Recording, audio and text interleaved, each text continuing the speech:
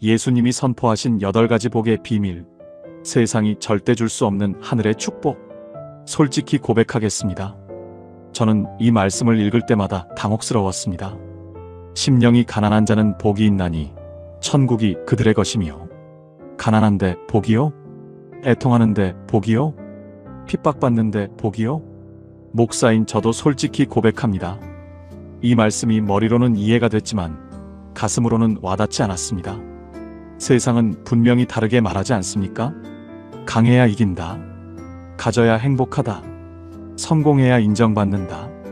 그런데 예수님은 정반대로 말씀하셨습니다. 가난할 때 복이 있고, 울 때 복이 있고, 연약할 때 복이 있다고요. 솔직히 저는 이 말씀 앞에서 혼란스러웠습니다. 하나님, 이게 정말 맞습니까? 가난하면 고통스러운 거 아닙니까? 우는 것이 어떻게 복입니까? 그런데 3년 전 한 권사님을 만나면서 모든 것이 달라졌습니다. 경북 김천에 사시는 67세 박순덕 권사님. 이분은 40년 동안 교회에서 가장 열심히 봉사하시던 분이었습니다. 새벽기도 한 번 안 빠지시고 11조 한 번 안 걸으시고 교회 행사 있으면 제일 먼저 나오시는 분이셨습니다. 그런데 3년 전 이 권사님에게 청천벽력 같은 일이 연달아 일어났습니다. 남편분이 갑자기 쓰러지셔서 반신불수가 되셨습니다. 큰아들이 사업에 실패해서 빚더미에 앉았습니다. 본인마저 당뇨 합병증으로 시력을 거의 잃으셨습니다. 40년 신앙이 한순간에 무너지는 것 같았다고 하셨습니다. 어느 날 권사님이 제게 전화를 하셨습니다. 목소리가 떨리고 계셨습니다. 목사님, 저 하나님한테 원망이 생겨요. 40년 동안 이렇게 살았는데 왜 저한테 이러시는 거예요? 제가 뭘 잘못한 거예요? 저는 아무 말도 할 수가 없었습니다. 위로의 말이 입에서 나오지 않았습니다. 그냥 같이 울었습니다.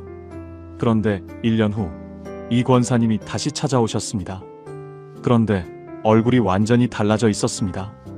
눈은 거의 안 보이시는데 얼굴에는 이상한 평안이 있었습니다. 권사님이 제 손을 잡으시며 이렇게 말씀하셨습니다. 목사님, 이상한 일이 생겼어요. 모든 게 무너졌는데 오히려 하나님이 더 가까워졌어요. 40년 동안 교회 다니면서 몰랐던 게 있었어요. 저는 하나님을 믿는 게 아니라 하나님한테 뭔가 받으려고 했던 거더라고요. 근데 아무것도 없어지니까 진짜 하나님만 보이더라고요. 그러시면서 권사님이 눈물을 흘리셨습니다.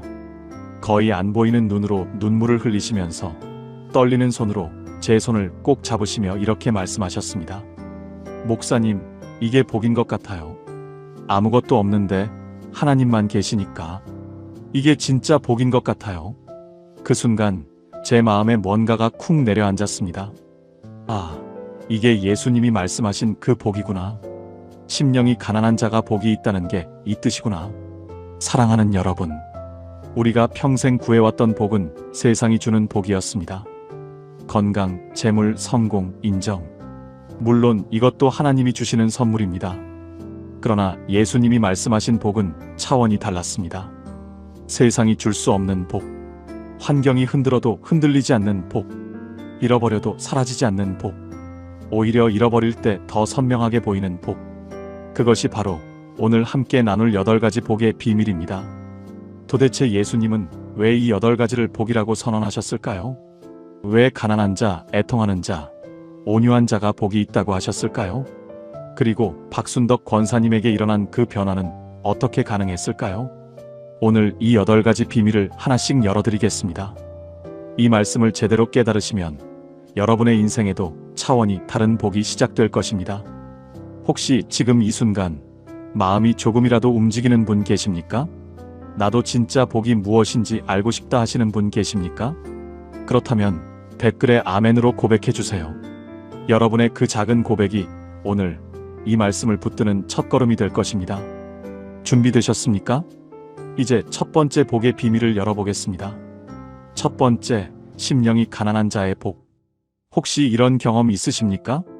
열심히 기도하고, 열심히 봉사하고, 열심히 헌금하는데 왠지 모르게 하나님이 멀게 느껴지는 경험 말입니다. 교회 다닌 지 10년, 20년, 30년이 넘었는데 나는 정말 하나님을 알고 있는가? 하는 의문이 드는 경험 말입니다. 저도 그런 적이 있었습니다. 목사인 저도 어느 순간 하나님이 머리로만 아는 분이 되어버린 것 같았습니다. 예수님은 산상수훈의 첫 번째 복을 이렇게 선언하셨습니다. 마태복음 5장 3절입니다. 심령이 가난한 자는 복이 있나니 천국이 그들의 것이며. 이 말씀에서 가난한이라는 단어는 헬라어로 푸토코스입니다. 이 단어의 원래 뜻이 정말 충격적입니다. 푸토코스는 단순히 가진 게 없다는 뜻이 아닙니다. 완전히 파산해서 구걸해야 하는 자라는 뜻입니다. 당시 유대 사회에서 푸토코스는 가장 낮은 계층이었습니다. 일할 능력도 없고 의지할 곳도 없어서 오직 다른 사람의 자비에 의존해야 하는 사람들. 예수님은 바로 그런 상태를 복이 있다고 선언하신 것입니다. 이게 도대체 무슨 뜻일까요? 예수님이 말씀하신 심령이 가난한 자는 영적으로 파산을 선언한 자입니다. 내 힘으로 안 됩니다. 내 능력으로 안 됩니다. 내 선함으로 안 됩니다. 오직 하나님의 은혜만이 저를 살릴 수 있습니다. 이렇게 고백하는 자가 바로 심령이 가난한 자입니다. 우리는 보통 이렇게 생각합니다. 내가 더 열심히 기도하면 하나님이 기뻐하실 거야. 내가 더 잘하면 하나님이 축복해 주실 거야. 그런데 예수님은 정반대로 말씀하셨습니다. 내가 아무것도 할 수 없다는 것을 인정할 때 그때 천국이 열린다. 이것이 왜 복일까요? 왜냐하면 내가 파산을 선언할 때 비로소 하나님이 일하시기 때문입니다. 우리가 나는 할 수 있다고 생각하는 동안 하나님은 기다리십니다. 우리가 이제 정말 안 됩니다라고 고백할 때 그때 하나님이 들어오십니다. 이것이 복의 역설입니다. 비워야 채워집니다. 내려놓아야 올라갑니다. 포기해야 얻습니다. 경기도 수원에 사시는 63세 이종호 집사님 이야기를 나눠드리겠습니다. 이분은 35년 동안 중견기업 임원으로 일하시던 분이었습니다. 회사에서 인정받고 사회에서 존경받고 교회에서도 중직을 맡으셨습니다. 그런데 60세에 명예퇴직을 하시면서 모든 것이 무너졌습니다. 아침에 눈을 떠도 갈 곳이 없었습니다. 명함을 건네던 손이 텅 비어버렸습니다. 이종호 이사가 아니라 그냥 이종호가 되었을 때 자신이 누구인지 모르겠더라고 하셨습니다. 3개월 동안 집에만 계시면서 우울증이 찾아왔습니다. 목사님, 저는 35년 동안 제가 누군지 몰랐어요. 직함이 나였고 연봉이 나였고 사람들의 인정이 나였어요. 그게 다 사라지니까 제가 없어지더라고요. 이 집사님은 그때부터 새벽 기도에 나오시기 시작했습니다. 처음에는 기도가 안 나왔다고 하셨습니다. 그냥 성전 바닥에 엎드려 우셨습니다. 하나님, 저는 아무것도 아닙니다. 제가 가진 게 아무것도 없습니다. 그냥 저를 불쌍히 여겨주세요. 6개월이 지났습니다. 어느 날 새벽 기도하시는데 갑자기 눈물이 쏟아지셨다고 합니다. 그런데 그 눈물이 슬픈 눈물이 아니었습니다. 목사님, 그날 처음으로 하나님이 진짜로 느껴졌어요. 35년 동안 교회 다니면서 몰랐던 하나님을 그날 처음 만났어요. 제가 가진 게 아무것도 없을 때 하나님만 남더라고요. 그런데 그 하나님이 충분하더라고요. 이 집사님은 지금 요양원에서 어르신들께 말씀을 전하고 계십니다. 월급은 없습니다. 직함도 없습니다. 하지만 얼굴에는 35년 임원 생활 동안 한 번도 보지 못한 평안이 있습니다. 이 집사님이 제게 그러셨습니다. 목사님, 이제 알겠어요. 내가 가난해지니까 하나님이 부유해지셨어요. 내가 작아지니까 하나님이 커지셨어요. 이게 복이었어요. 사랑하는 여러분, 혹시 지금 여러분도 모든 것이 무너진 것 같습니까? 건강이, 재정이, 관계가 다 무너진 것 같습니까? 좌절하지 마십시오. 오히려 그 자리가 축복의 시작점입니다. 내가 아무것도 아니라는 것을 인정할 때 하나님의 모든 것이 나에게 임합니다. 이것이 첫 번째 복의 비밀입니다. 지금 저와 함께 이렇게 기도해 보시겠습니까? 하나님 아버지, 고백합니다. 저는 제 힘으로 아무것도 할 수 없습니다. 제 능력으로, 제 선함으로, 제 노력으로는 안 됩니다. 오직 하나님의 은혜만이 저를 살릴 수 있습니다. 오늘 저의 영적 파산을 선언합니다. 제가 비워질 때 하나님이 채워주시고, 제가 낮아질 때 하나님이 높여주시고, 제가 작아질 때 하나님이 커지심을 믿습니다. 천국이 저의 것임을 믿습니다. 예수님의 이름으로 기도합니다. 아멘. 여러분도 이 기도를 마음에 새기시기 바랍니다. 심령이 가난한 자, 바로 그 자리에서 천국이 시작됩니다. 우리 힘으로는 절대 안 됩니다. 성령님이 함께 하셔야 합니다. 그리고 그 성령님은 낮아진 자에게 임하십니다. 자, 이제 두 번째 복의 비밀을 열어보겠습니다. 두 번째, 애통하는 자의 복. 살면서 눈물을 흘려보지 않은 분이 계십니까? 가슴이 찢어질 듯 아파서 밤새 울어본 적 없는 분이 계십니까? 아마 없으실 것입니다. 우리 모두 한 번쯤은 그런 밤을 보냈습니다. 그런데 그 눈물의 시간이 복이 될 수 있다면 어떨까요? 예수님의 두 번째 선언입니다. 마태복음 5장 4절. 애통하는 자는 복이 있나니 그들이 위로를 받을 것이며. 애통하다의 헬라어 원어는 펜테오입니다. 이 단어는 단순히 슬프다는 뜻이 아닙니다. 사랑하는 사람이 죽었을 때 느끼는 깊은 슬픔, 가슴을 치며 통곡하는 그런 슬픔을 의미합니다. 헬라어에서 슬픔을 표현하는 단어가 9가지가 있는데 펜테오는 그중 가장 강한 슬픔입니다. 예수님은 왜 이런 깊은 슬픔을 복이라고 하셨을까요? 여기서 중요한 것은 무엇 때문에 애통하는가입니다. 성경에서 말하는 애통은 3가지입니다. 첫째, 나의 죄 때문에 우는 것입니다. 내가 하나님 앞에 얼마나 부족한 존재인지 깨닫고 우는 것입니다. 둘째, 상실과 고통 때문에 우는 것입니다. 사랑하는 사람을 잃고, 건강을 잃고, 소중한 것을 잃을 때 우는 것입니다. 셋째, 이 세상의 죄와 불의 때문에 우는 것입니다. 하나님의 마음으로 세상을 보며 아파하는 것입니다. 이 모든 애통에 하나님은 위로를 약속하셨습니다. 그런데 많은 분들이 이렇게 생각합니다. 울면 약한 거 아닌가요? 믿음이 있으면 안 우는 거 아닌가요? 기쁨으로 이겨내야 하는 거 아닌가요? 아닙니다. 예수님도 우셨습니다. 나사로 무덤 앞에서 우셨습니다. 겟세마네 동산에서 피땀을 흘리며 기도하셨습니다. 우리의 하나님은 우는 자를 이상하게 보시지 않습니다. 오히려 우는 자의 곁에 더 가까이 다가오십니다. 시편 56편 8절에 이런 말씀이 있습니다. 나의 방황을 주께서 세셨으니 나의 눈물을 주의 병에 담으소서. 하나님은 우리의 눈물을 병에 담아두십니다.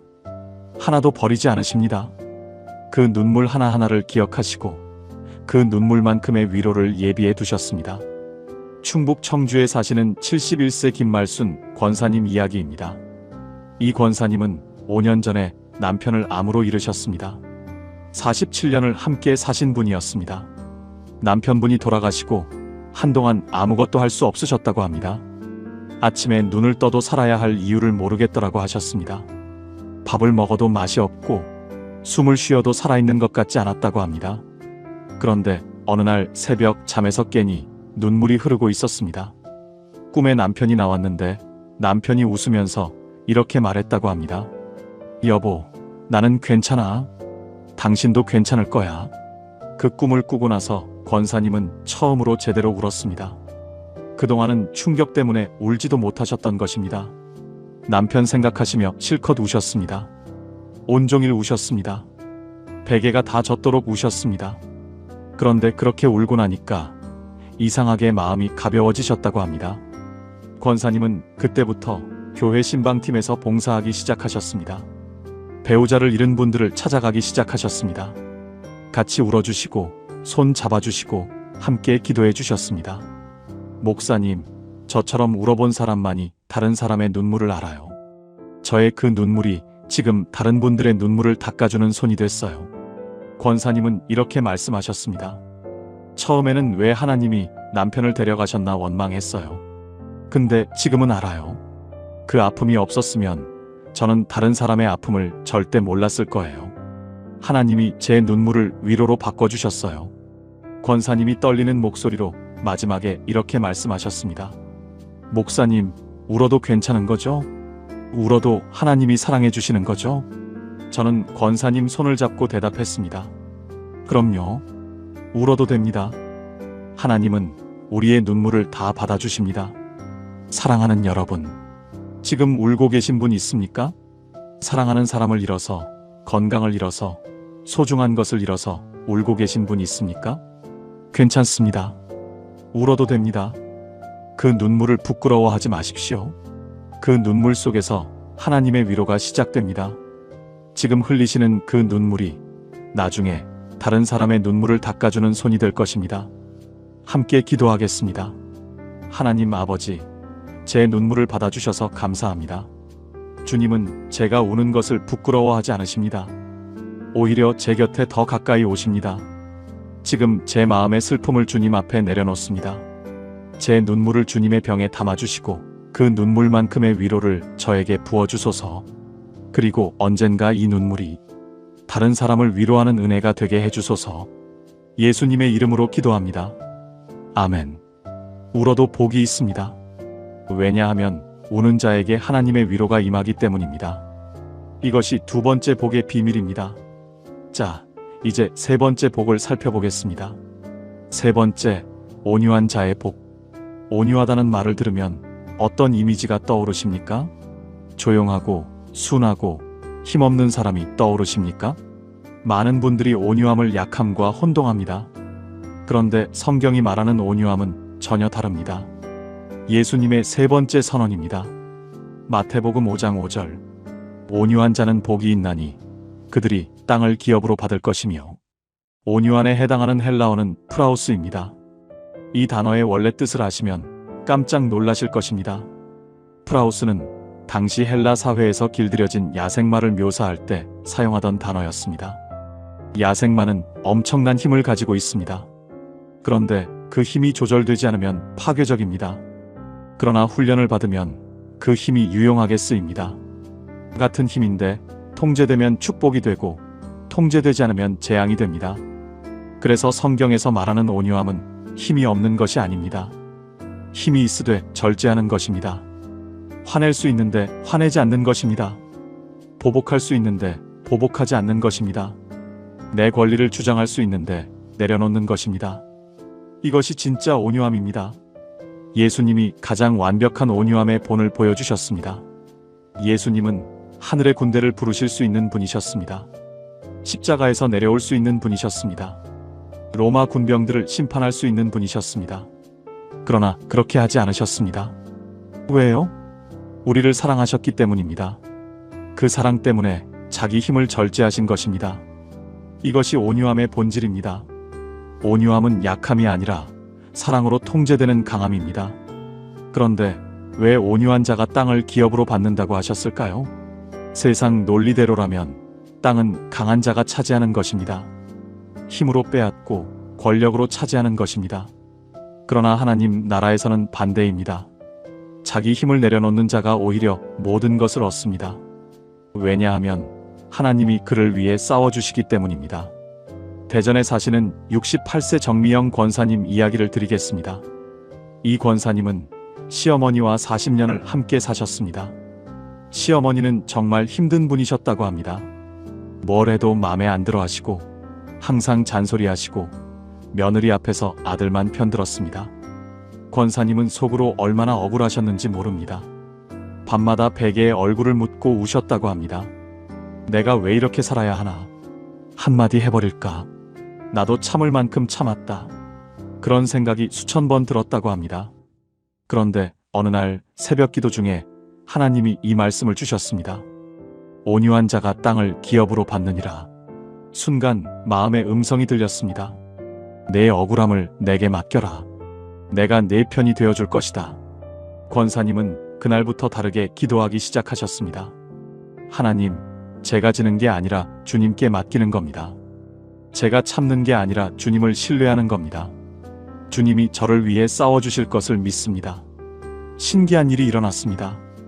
권사님이 변하니까 시어머니가 변하셨습니다. 시어머니가 돌아가시기 1년 전 어느 날 갑자기 권사님 손을 잡으셨습니다. 며느리야, 그동안 내가 너무 힘들게 했지? 미안해. 내가 참아줘서 고마워. 40년 만에 처음 들은 말이었습니다. 권사님은 그 자리에서 시어머니를 안고 우셨습니다. 목사님, 제가 싸웠으면 이 순간이 없었을 거예요. 제가 내려놓았더니 하나님이 이기게 해주셨어요. 40년 묵은 한이 그 순간 다 풀렸어요. 사랑하는 여러분, 지금 누군가 때문에 속상하신 분 계십니까? 억울해서 화가 치미는 분 계십니까? 싸우고 싶은 마음이 드십니까? 한 발짝만 물러서 보십시오. 그 싸움을 하나님께 맡겨보십시오. 온유함은 지는 것이 아닙니다. 하나님이 대신 싸워주시도록 허락하는 것입니다. 그때 우리는 세상이 줄 수 없는 땅을 기업으로 받게 됩니다. 함께 기도하겠습니다. 하나님 아버지, 저에게 온유함을 주소서. 분노할 수 있지만 분노하지 않는 힘을 주소서. 보복할 수 있지만 보복하지 않는 은혜를 주소서. 제 싸움을 하나님께 맡깁니다. 주님이 저를 위해 싸워주시고 주님이 저를 변호해 주시고 주님이 저에게 승리를 주실 것을 믿습니다. 예수님의 이름으로 기도합니다. 아멘. 온유한 자가 결국 이깁니다. 하나님이 그를 위해 싸워주시기 때문입니다. 이것이 세 번째 복의 비밀입니다. 자, 이제 네 번째 복으로 넘어가겠습니다. 네 번째, 의에 줄이고 목마른 자의 복. 배고파 본 적 있으십니까? 진짜 배가 고파서 다른 생각이 안 나는 경험 말입니다. 목말라 본 적 있으십니까? 목이 타서 물 생각밖에 안 나는 경험 말입니다. 그 간절함으로 하나님을 구해본 적 있으십니까? 예수님의 네 번째 선언입니다. 마태복음 5장 6절. 의에 줄이고 목마른 자는 복이 있나니 그들이 배부를 것이며. 여기서 줄이고 목마르다는 표현은 그냥 원한다는 뜻이 아닙니다. 헬라어 원문을 보면 이것은 생존이 걸린 갈망입니다. 굶어 죽기 직전의 배고픔, 목말라 쓰러지기 직전의 갈증입니다. 예수님은 그 정도의 간절함으로 의를 구하라고 하셨습니다. 그런데 여기서 의가 무엇입니까? 헬라어로 디카이오시네입니다. 이것은 두 가지 의미가 있습니다. 첫째, 하나님과 바른 관계입니다. 하나님이 기뻐하시는 것을 행하고 하나님이 슬퍼하시는 것을 떠나는 삶입니다. 둘째, 세상의 정의입니다. 불의한 것을 바로잡고 억울한 자를 돕고 약한 자를 보호하는 것입니다. 예수님은 이 의를 배고픔처럼 구하라고 하셨습니다. 그런데 우리는 보통 무엇을 갈망합니까? 성공을 갈망합니다. 인정을 갈망합니다. 재물을 갈망합니다. 건강을 갈망합니다. 물론 이것들도 필요합니다. 그러나 예수님은 먼저 의를 구하라고 하셨습니다. 마태복음 6장 33절에서도 같은 말씀을 하셨습니다. 그러므로 너희는 먼저 그의 나라와 그의 의를 구하라. 그리하면 이 모든 것을 너희에게 더하시리라. 왜 의를 구하면 배부르다고 하셨을까요? 세상의 것들은 아무리 얻어도 채워지지 않습니다. 더 갖고 싶고 더 얻고 싶고 더 올라가고 싶습니다. 그러나 하나님의 의로 채워지면 진짜 배부릅니다. 더 이상 갈급하지 않습니다. 평안이 옵니다. 만족이 옵니다.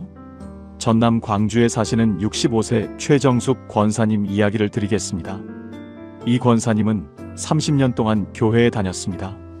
새벽기도, 수요 예배, 주일 예배, 금요 기도회 빠지는 날이 없이 다니셨습니다. 그런데 어느 날 권사님 마음에 질문이 떠올랐습니다. 나는 왜 교회에 다니는 거지? 진짜 하나님을 만나고 싶어서인가? 아니면 그냥 습관인가? 솔직히 대답할 수가 없었다고 하셨습니다. 교회는 열심히 다녔지만 하나님은 멀게 느껴졌습니다. 성경도 읽었지만 말씀이 마음에 안 들어왔습니다. 기도도 했지만 그냥 입술 운동 같았습니다. 권사님은 그때부터 다르게 기도하기 시작하셨습니다. 하나님, 진짜 주님을 알고 싶습니다. 형식이 아니라 진짜를 원합니다. 주님을 아는 것이 밥보다 간절합니다. 이 기도를 3개월 동안 하셨습니다. 어느 날 새벽 성경을 읽는데 갑자기 눈물이 나셨다고 합니다. 수백 번 읽었던 말씀이었습니다. 요한복음 15장 5절. 나는 포도나무요 너희는 가지라. 그가 내 안에 내가 그 안에 거하면 사람이 열매를 많이 맺나니. 그동안은 그냥 지식으로 알았던 말씀이었습니다. 그런데 그날은 달랐습니다. 내가 가지구나. 예수님이 나무구나. 내가 예수님 안에 있으면 되는 거구나. 내가 뭔가 하는 게 아니라 그냥 붙어 있으면 되는 거구나. 권사님은 그날 1시간을 우셨다고 합니다. 목사님, 30년 동안 몰랐어요. 하나님을 위해 뭔가 해드려야 한다고 생각했어요. 근데 그게 아니었어요. 그냥 주님 안에 있으면 되는 거였어요. 그때부터 권사님의 신앙이 완전히 달라졌습니다. 예배가 달라졌습니다. 기도가 달라졌습니다. 성경이 살아서 다가왔습니다. 권사님이 이렇게 말씀하셨습니다.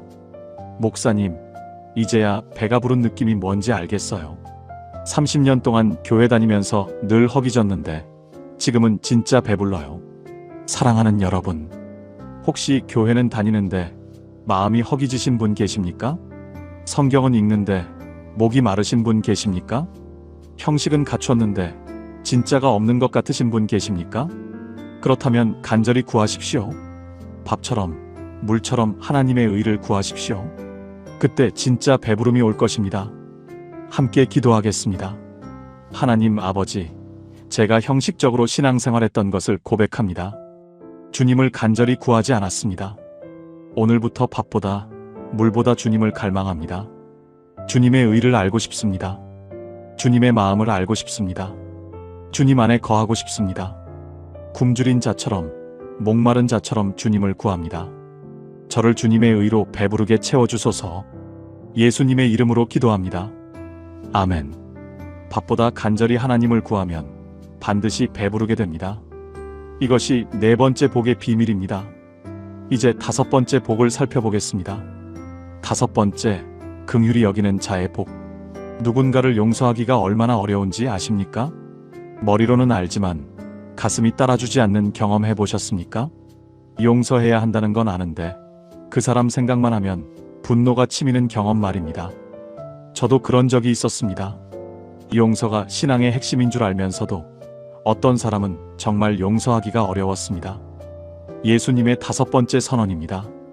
마태복음 5장 7절. 긍휼히 여기는 자는 복이 있나니 그들이 긍휼히 여김을 받을 것이며. 긍휼히 여기다의 헬라어는 엘레에몬입니다. 이 단어는 단순히 불쌍히 여기다는 뜻이 아닙니다. 상대방의 고통을 내 고통처럼 느끼고 그것을 덜어주기 위해 행동하는 것입니다. 감정만이 아니라 행동이 따라야 합니다. 그래서 긍휼은 항상 구체적인 사랑의 행위로 나타납니다. 그런데 왜 긍휼히 여기는 자가 긍휼히 여김을 받는다고 하셨을까요? 예수님은 이것을 주기도문에서도 말씀하셨습니다.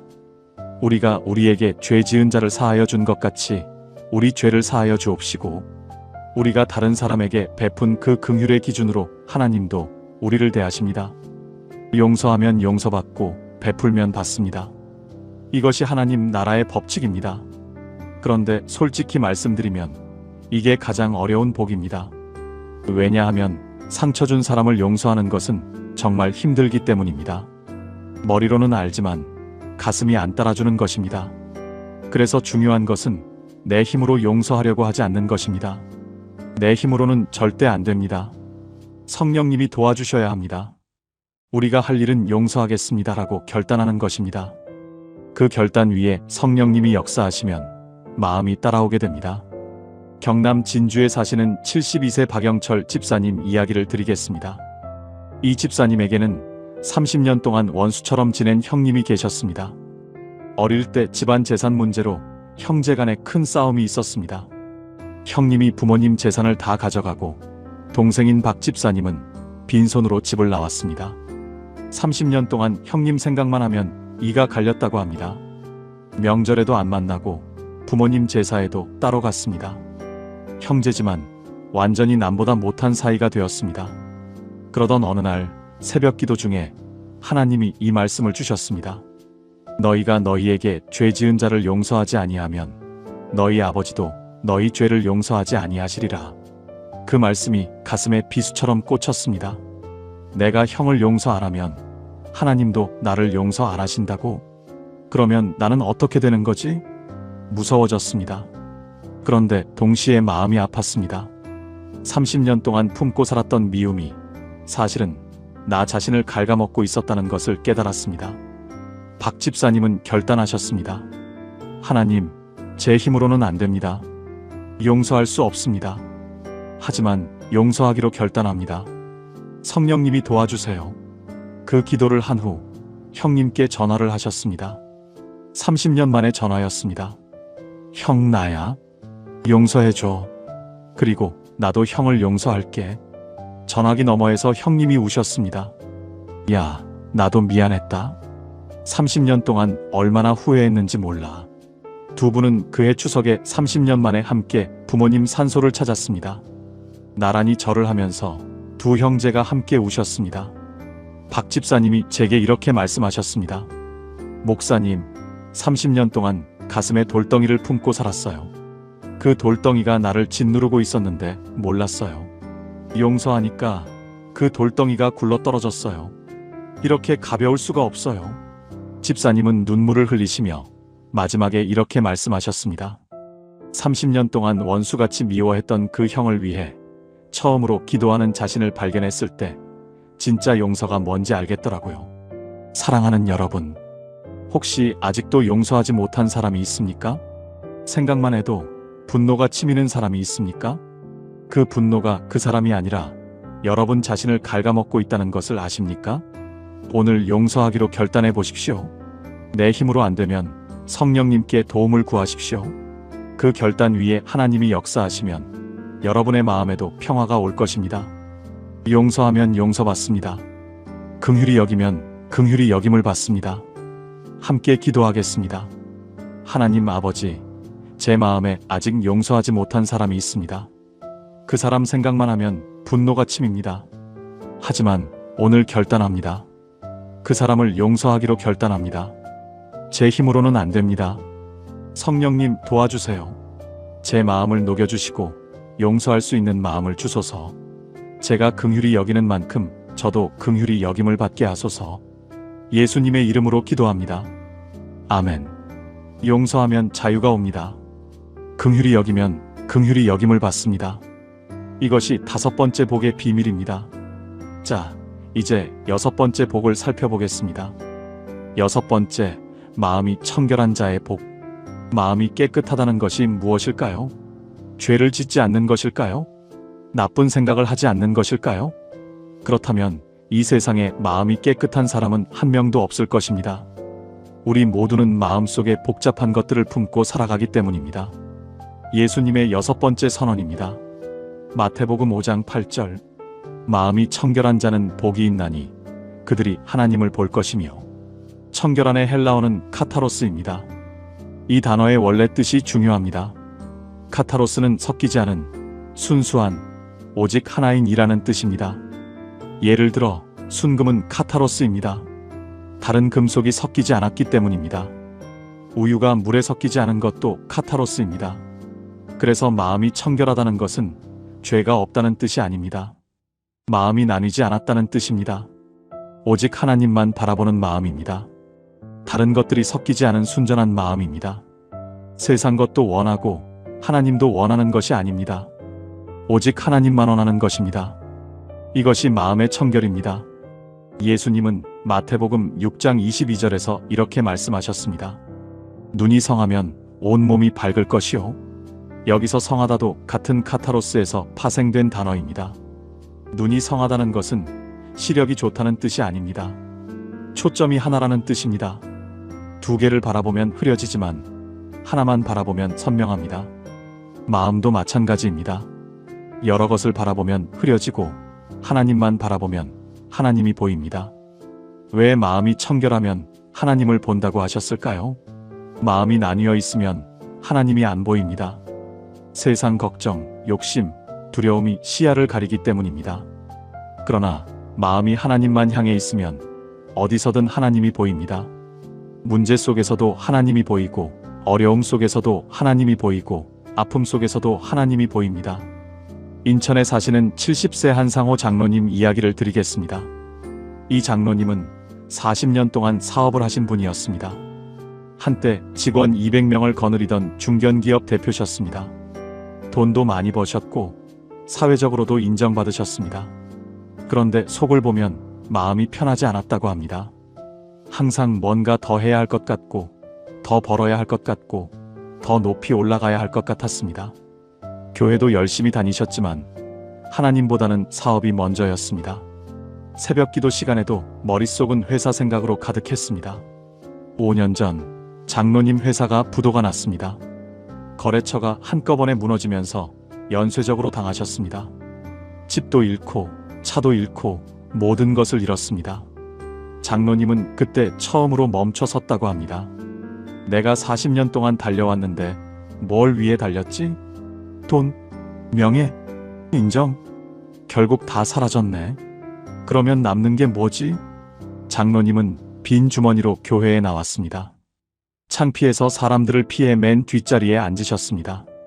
그런데 그날 설교 말씀이 시편 73편 25절이었습니다. 하늘에서는 주 외에 누가 내게 있으리요? 땅에서는 주밖에 나의 사모할 이 없나이다. 그 말씀이 가슴을 찔렀습니다. 하늘에서 주 외에 누가 있나? 땅에서 주밖에 사모할 이가 있나? 장로님은 그 자리에서 무릎을 꿇으셨습니다. 하나님, 제가 40년 동안 다른 것들만 쫓았습니다. 이제 주님만 바라보겠습니다. 다른 건 필요 없습니다. 주님만 있으면 됩니다. 그 기도 후에 장로님에게 변화가 시작되었습니다. 모든 것을 잃었는데 오히려 마음이 평안해지셨다고 합니다. 예전에는 돈이 많아도 불안했는데 지금은 돈이 없어도 평안했습니다. 예전에는 하나님이 멀었는데 지금은 가까웠습니다. 목사님, 이제야 하나님이 보여요. 전에는 사업 걱정, 돈 걱정, 미래 걱정에 가려서 안 보였어요. 근데 그게 다 사라지니까 하나님만 남더라고요. 그리고 그 하나님이 정말 선하시더라고요. 장로님은 눈물을 글썽이시며 말씀하셨습니다. 40년 동안 몰랐어요. 하나님이 이렇게 좋은 분인 줄. 사랑하는 여러분, 혹시 여러분의 마음이 여러 곳으로 나뉘어 있습니까? 하나님도 원하고 세상도 원하고 이것도 저것도 다 원하고 계십니까? 그래서 마음이 복잡하고 혼란스럽습니까? 오늘 마음을 하나로 모아보십시오. 하나님만 바라보기로 결단해 보십시오. 다른 것들이 걷어지면 하나님이 보이기 시작합니다. 함께 기도하겠습니다. 하나님 아버지, 제 마음이 너무 복잡합니다. 이것도 원하고 저것도 원하고 마음이 나뉘어 있습니다. 오늘 제 마음을 정리합니다. 오직 주님만 바라보기로 결단합니다. 다른 것들을 내려놓습니다. 세상 욕심, 인정 욕구, 미래 걱정을 내려놓습니다. 주님만 남기게 해주소서. 제 마음을 깨끗하게 하시고 주님을 보게 해주소서. 예수님의 이름으로 기도합니다. 아멘. 마음이 청결하면 하나님을 봅니다. 하나님만 바라보면 하나님이 보입니다. 이것이 6번째 복의 비밀입니다. 자, 이제 7번째 복을 살펴보겠습니다. 7번째, 화평하게 하는 자의 복. 깨어진 관계 때문에 마음이 아프신 분 계십니까? 가족인데 말도 안 하는 사람이 있으십니까? 친구였는데 원수가 된 사람이 있으십니까? 교회 안에서도 갈등 때문에 상처받은 분이 계십니까? 관계의 아픔은 정말 깊습니다. 때로는 신체적 아픔보다 더 아프기도 합니다. 예수님의 7번째 선언입니다. 마태복음 5장 9절. 화평하게 하는 자는 복이 있나니 그들이 하나님의 아들이라 일컬음을 받을 것이며. 여기서 화평하게 하는 자의 헬라어는 에이레노포이오스입니다. 이것은 평화를 만드는 자라는 뜻입니다. 그냥 평화로운 사람이 아닙니다. 평화를 만들어내는 사람입니다. 갈등이 있는 곳에서 화해를 이끌어내는 사람입니다. 분열이 있는 곳에서 하나됨을 만들어내는 사람입니다. 그런데 왜 화평하게 하는 자가 하나님의 아들이라 불립니까? 하나님은 화평의 하나님이시기 때문입니다. 예수님이 이 땅에 오신 것도 화평을 이루시기 위함이었습니다. 하나님과 인간 사이의 벽을 허물고 화목하게 하시기 위해 오셨습니다. 그래서 화평을 만드는 자는 예수님을 닮은 자입니다. 하나님의 DNA를 가진 자입니다. 그래서 하나님의 아들이라 불립니다. 그런데 중요한 것이 있습니다. 화평을 만드는 것은 쉬운 일이 아닙니다. 때로는 오해를 받습니다. 때로는 양쪽에서 미움을 삽니다. 때로는 상처를 받습니다. 예수님도 화평을 이루시기 위해 십자가를 지셨습니다. 화평에는 대가가 있습니다. 그러나 그 대가를 치르고 화해를 이루어낼 때 천국의 기쁨이 있습니다. 강원도 원주에 사시는 75세 홍순희 권사님 이야기를 드리겠습니다. 이 권사님 마을에 30년 동안 원수처럼 지내는 두 집이 있었습니다. 원래는 친한 친구였는데 땅 문제로 싸우면서 30년 동안 말도 안 하고 지냈습니다. 마을 잔치가 있어도 둘은 절대 한자리에 앉지 않았습니다. 자녀들도 서로 원수처럼 지냈습니다. 두 집 모두 같은 교회에 다니는데 교회에서도 따로 앉았습니다.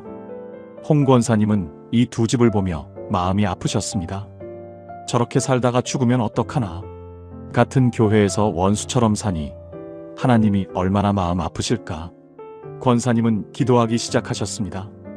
그리고 용기를 내서 두 집을 따로 찾아가셨습니다. 내가 참견하는 거 아니다. 그런데 우리 다 나이가 많아졌다. 이러다가 관 들어가면 끝이다. 화해하자. 내가 도울게. 처음에는 두 집 다 펄쩍 뛰었습니다. 권사님, 그 집은 절대 안 돼요. 저 사람은 용서 못해요. 그런데 권사님은 포기하지 않으셨습니다. 6개월 동안 매일 기도하고 한 달에 한 번씩 두 집을 찾아가셨습니다. 나도 억울한 적 있다. 내가 이해한다. 그런데 우리 믿는 사람들 아니냐? 예수님도 용서하라고 하셨다. 내가 중간에서 도울 테니까 한 번만 만나보자. 반년이 지나고 마침내 두 집이 권사님 집에서 만났습니다. 처음 10분은 아무도 말을 안 했습니다. 그런데 한 분이 먼저 입을 열었습니다. 미안하다. 내가 너무했다. 그러자 다른 분이 울면서 말했습니다. 나도 미안하다. 30년 동안 미안했다. 두 사람이 부둥켜 안고 울었습니다. 홍 권사님도 함께 우셨습니다.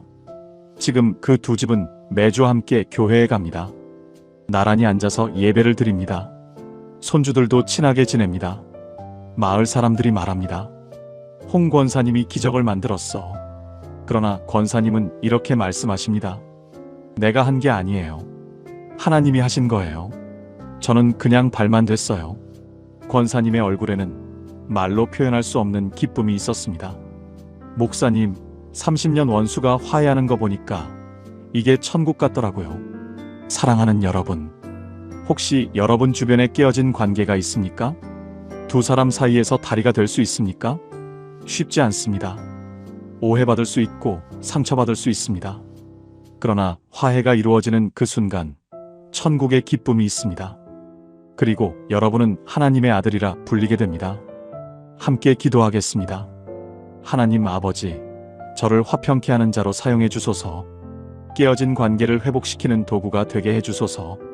분열된 곳에 연합을, 미움이 있는 곳에 사랑을 전하게 해 주소서.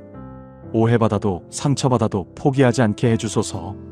예수님처럼 화평을 위해 대가를 치를 각오를 하게 해 주소서. 하나님의 아들이라 불리는 영광을 허락해 주소서. 예수님의 이름으로 기도합니다. 아멘. 화평을 만드는 자가 하나님의 아들입니다. 관계를 회복하는 곳에 천국이 임합니다. 이것이 7번째 복의 비밀입니다. 이제 마지막 8번째 복을 살펴보겠습니다.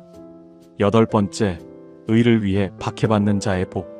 지금까지 살펴본 7가지 복은 어떻게 보면 받아들이기가 수월합니다.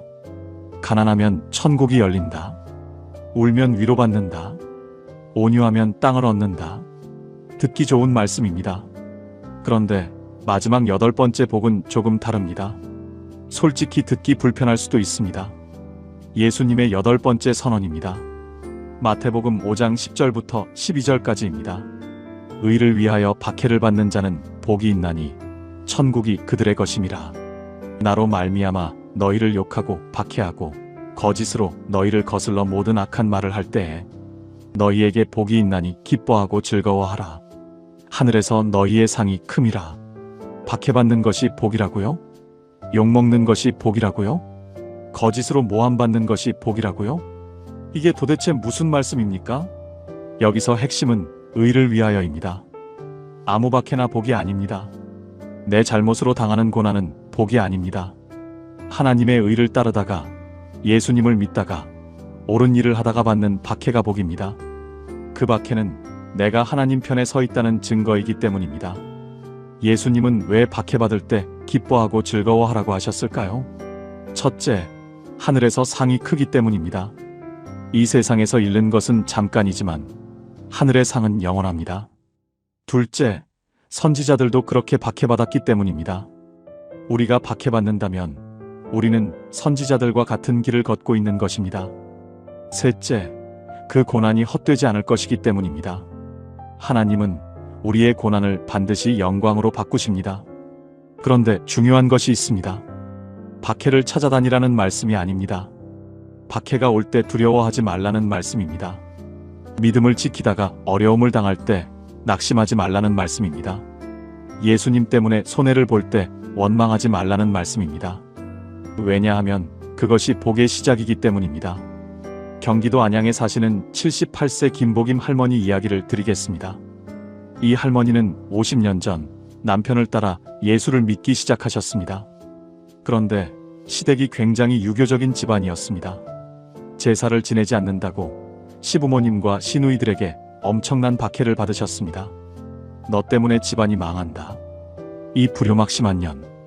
교회 다니면 쫓아낸다. 온갖 욕을 다 들으셨습니다. 그래도 할머니는 믿음을 지키셨습니다. 제사 때는 부엌에서 설거지를 하시며 마음으로 기도하셨습니다. 하나님, 이 가족을 불쌍히 여겨주세요.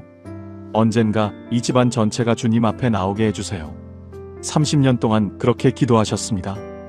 욕먹으면서도 무시당하면서도 홀대받으면서도 기도하셨습니다. 그런데 놀라운 일이 일어났습니다. 시어머니가 돌아가시기 3개월 전 병원에서 갑자기 할머니를 부르셨습니다. 막내야, 내 믿는 그 예수, 나도 믿으면 되겠냐? 할머니는 그 자리에서 주저앉아 우셨습니다. 어머니, 되고 말고요. 당연히 되지요. 시어머니는 병원 침대에서 예수님을 영접하시고 천국에 가셨습니다. 그 일 이후 시누이 3명이 차례로 교회에 나왔습니다. 시동생 가족도 나왔습니다. 지금은 시댁 식구 전체가 같은 교회에 다닙니다. 할머니가 제게 이렇게 말씀하셨습니다. 목사님, 30년 동안 욕먹은 게 억울하지 않아요. 그때 욕먹지 않았으면 기도하지 않았을 거예요. 그 기도가 가족을 살렸어요. 할머니는 눈물을 글썽이시며 말씀하셨습니다. 30년 동안 눈물로 심은 씨앗이 지금 열매가 되어 돌아왔어요. 사랑하는 여러분, 혹시 지금 믿음 때문에 어려움을 겪고 계십니까? 가족에게 반대를 받고 있습니까? 직장에서, 사회에서 불이익을 당하고 있습니까? 낙심하지 마십시오. 그 고난은 헛되지 않습니다. 하늘에서 상이 예비되어 있습니다. 그리고 그 고난 속에서 드린 기도는 반드시 열매를 맺습니다. 기뻐하고 즐거워하십시오. 박해받는 그 자리가 천국의 문 앞이기 때문입니다. 함께 기도하겠습니다. 하나님 아버지, 믿음을 위해 어려움을 당할 때 두려워하지 않게 해주소서. 의를 위해 손해를 볼 때 원망하지 않게 해주소서. 오히려 그 순간 기뻐하고 즐거워하게 해주소서. 하늘에서 제 상이 크다는 것을 믿습니다. 지금의 고난이 결코 헛되지 않을 것을 믿습니다. 끝까지 믿음을 지키게 해주소서. 예수님의 이름으로 기도합니다. 아멘. 의를 위해 박해받는 자는 복이 있습니다. 그 고난 끝에 하늘의 상이 있습니다. 이것이 8번째, 마지막 복의 비밀입니다. 통합기도문.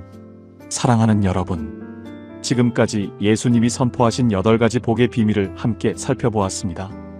이제 이 모든 말씀을 하나의 기도로 드리겠습니다. 눈을 감으시고 마음을 모아 함께 기도해 주세요. 거룩하신 하나님 아버지, 오늘 주신 8가지 복의 말씀을 감사드립니다. 세상이 줄 수 없는 하늘의 복을 알게 해주셔서 감사합니다. 저는 고백합니다. 저는 심령이 가난한 자입니다. 제 힘으로 아무것도 할 수 없습니다. 오직 하나님의 은혜로만 삽니다. 저는 애통하는 자입니다. 제 연약함과 부족함 앞에 울부짖습니다. 그러나 주님이 위로해 주실 것을 믿습니다. 저를 온유한 자로 만들어 주소서. 힘이 있으되 절제하게 하시고 제 싸움을 주님께 맡기게 해주소서. 의에 줄이고 목마르게 해주소서. 밥보다 물보다 주님을 갈망하게 해주소서. 그래서 진정한 배부름을 누리게 해주소서. 저를 긍휼히 여기는 자로 빚어주소서.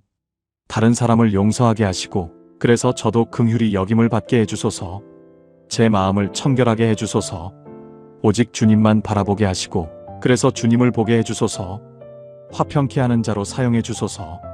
깨어진 관계를 회복시키는 도구가 되게 하시고 하나님의 아들이라 불리게 해주소서. 의를 위해 박해받을 때 두려워하지 않게 해주소서. 오히려 기뻐하게 해주소서. 하늘에서 상이 크다는 것을 믿게 해주소서. 오늘부터 저에게 차원이 다른 복을 허락해 주소서. 환경이 흔들어도 흔들리지 않는 복을, 잃어버려도 사라지지 않는 복을, 오직 하나님 안에서만 누리는 영원한 복을 허락해 주소서. 우리 힘으로는 안 됩니다. 성령님이 함께 하셔야 합니다. 오늘도 성령님으로 우리를 채워주시고 이끌어주시고 능력 주소서.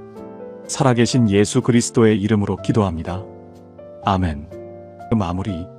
사랑하는 여러분, 오늘 우리는 예수님이 산상수훈에서 선포하신 8가지 복의 비밀을 함께 살펴보았습니다. 첫째, 심령이 가난한 자의 복. 내가 영적으로 파산할 때 천국이 열립니다. 둘째, 애통하는 자의 복. 울 때 하나님의 위로가 임합니다. 셋째, 온유한 자의 복. 힘을 절제할 때 하나님이 대신 싸워주십니다.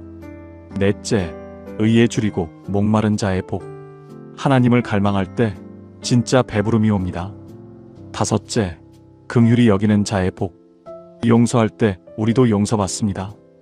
여섯째, 마음이 청결한 자의 복.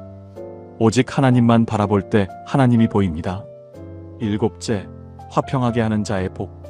관계를 회복할 때 하나님의 아들이 됩니다. 여덟째, 의를 위해 박해받는 자의 복.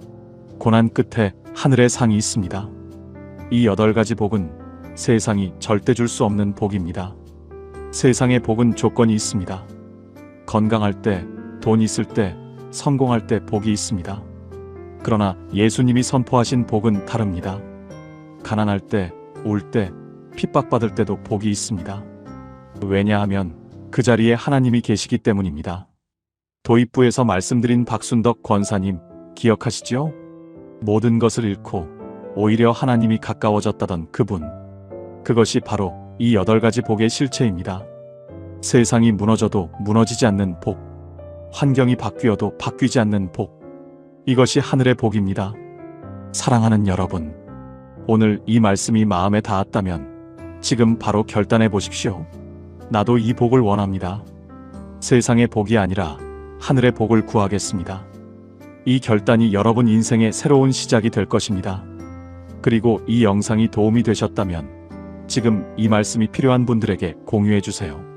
여러분의 작은 나눔 하나가 누군가에게는 생명의 말씀이 될 수 있습니다. 댓글에 여러분의 고백을 남겨주세요. 오늘 가장 마음에 닿은 복이 있다면 그 복을 적어주셔도 좋습니다. 저는 첫 번째 복이 가장 필요합니다. 저는 5번째 복 용서가 어렵습니다. 이렇게 적어주시면 제가 함께 기도하겠습니다.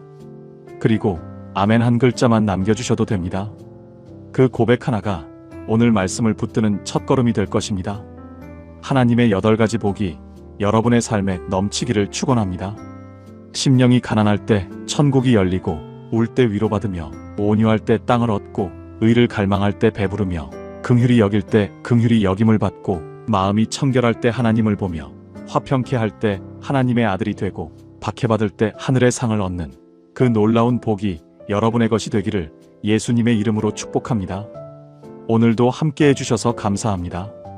주님의 은혜와 평강이 여러분과 가정 위에 가득하기를 기도합니다. 샬롬. 예수님이 선포하신 8가지 복의 비밀. 세상이 절대 줄 수 없는 하늘의 축복. 솔직히 고백하겠습니다. 저는 이 말씀을 읽을 때마다 당혹스러웠습니다. 심령이 가난한 자는 복이 있나니 천국이 그들의 것이며. 가난한데 복이요? 애통하는데 복이요? 핍박받는데 복이요? 목사인 저도 솔직히 고백합니다. 이 말씀이 머리로는 이해가 됐지만 가슴으로는 와닿지 않았습니다. 세상은 분명히 다르게 말하지 않습니까? 강해야 이긴다. 가져야 행복하다. 성공해야 인정받는다. 그런데 예수님은 정반대로 말씀하셨습니다. 가난할 때 복이 있고, 울 때 복이 있고, 연약할 때 복이 있다고요. 솔직히 저는 이 말씀 앞에서 혼란스러웠습니다. 하나님, 이게 정말 맞습니까? 가난하면 고통스러운 거 아닙니까? 우는 것이 어떻게 복입니까? 그런데 3년 전 한 권사님을 만나면서 모든 것이 달라졌습니다. 경북 김천에 사시는 67세 박순덕 권사님. 이분은 40년 동안 교회에서 가장 열심히 봉사하시던 분이었습니다. 새벽 기도 한 번 안 빠지시고 11조 한 번 안 걸으시고 교회 행사 있으면 제일 먼저 나오시는 분이셨습니다. 그런데 3년 전 이 권사님에게 청천벽력 같은 일이 연달아 일어났습니다. 남편분이 갑자기 쓰러지셔서 반신불수가 되셨습니다. 큰아들이 사업에 실패해서 빚더미에 앉았습니다. 본인마저 당뇨 합병증으로 시력을 거의 잃으셨습니다. 40년 신앙이 한순간에 무너지는 것 같았다고 하셨습니다. 어느 날 권사님이 제게 전화를 하셨습니다. 목소리가 떨리고 계셨습니다. 목사님, 저 하나님한테 원망이 생겨요. 40년 동안 이렇게 살았는데 왜 저한테 이러시는 거예요? 제가 뭘 잘못한 거예요? 저는 아무 말도 할 수가 없었습니다. 위로의 말이 입에서 나오지 않았습니다. 그냥 같이 울었습니다. 그런데 1년 후 이 권사님이 다시 찾아오셨습니다. 그런데 얼굴이 완전히 달라져 있었습니다. 눈은 거의 안 보이시는데 얼굴에는 이상한 평안이 있었습니다. 권사님이 제 손을 잡으시며 이렇게 말씀하셨습니다. 목사님, 이상한 일이 생겼어요. 모든 게 무너졌는데 오히려 하나님이 더 가까워졌어요. 40년 동안 교회 다니면서 몰랐던 게 있었어요. 저는 하나님을 믿는 게 아니라 하나님한테 뭔가 받으려고 했던 거더라고요.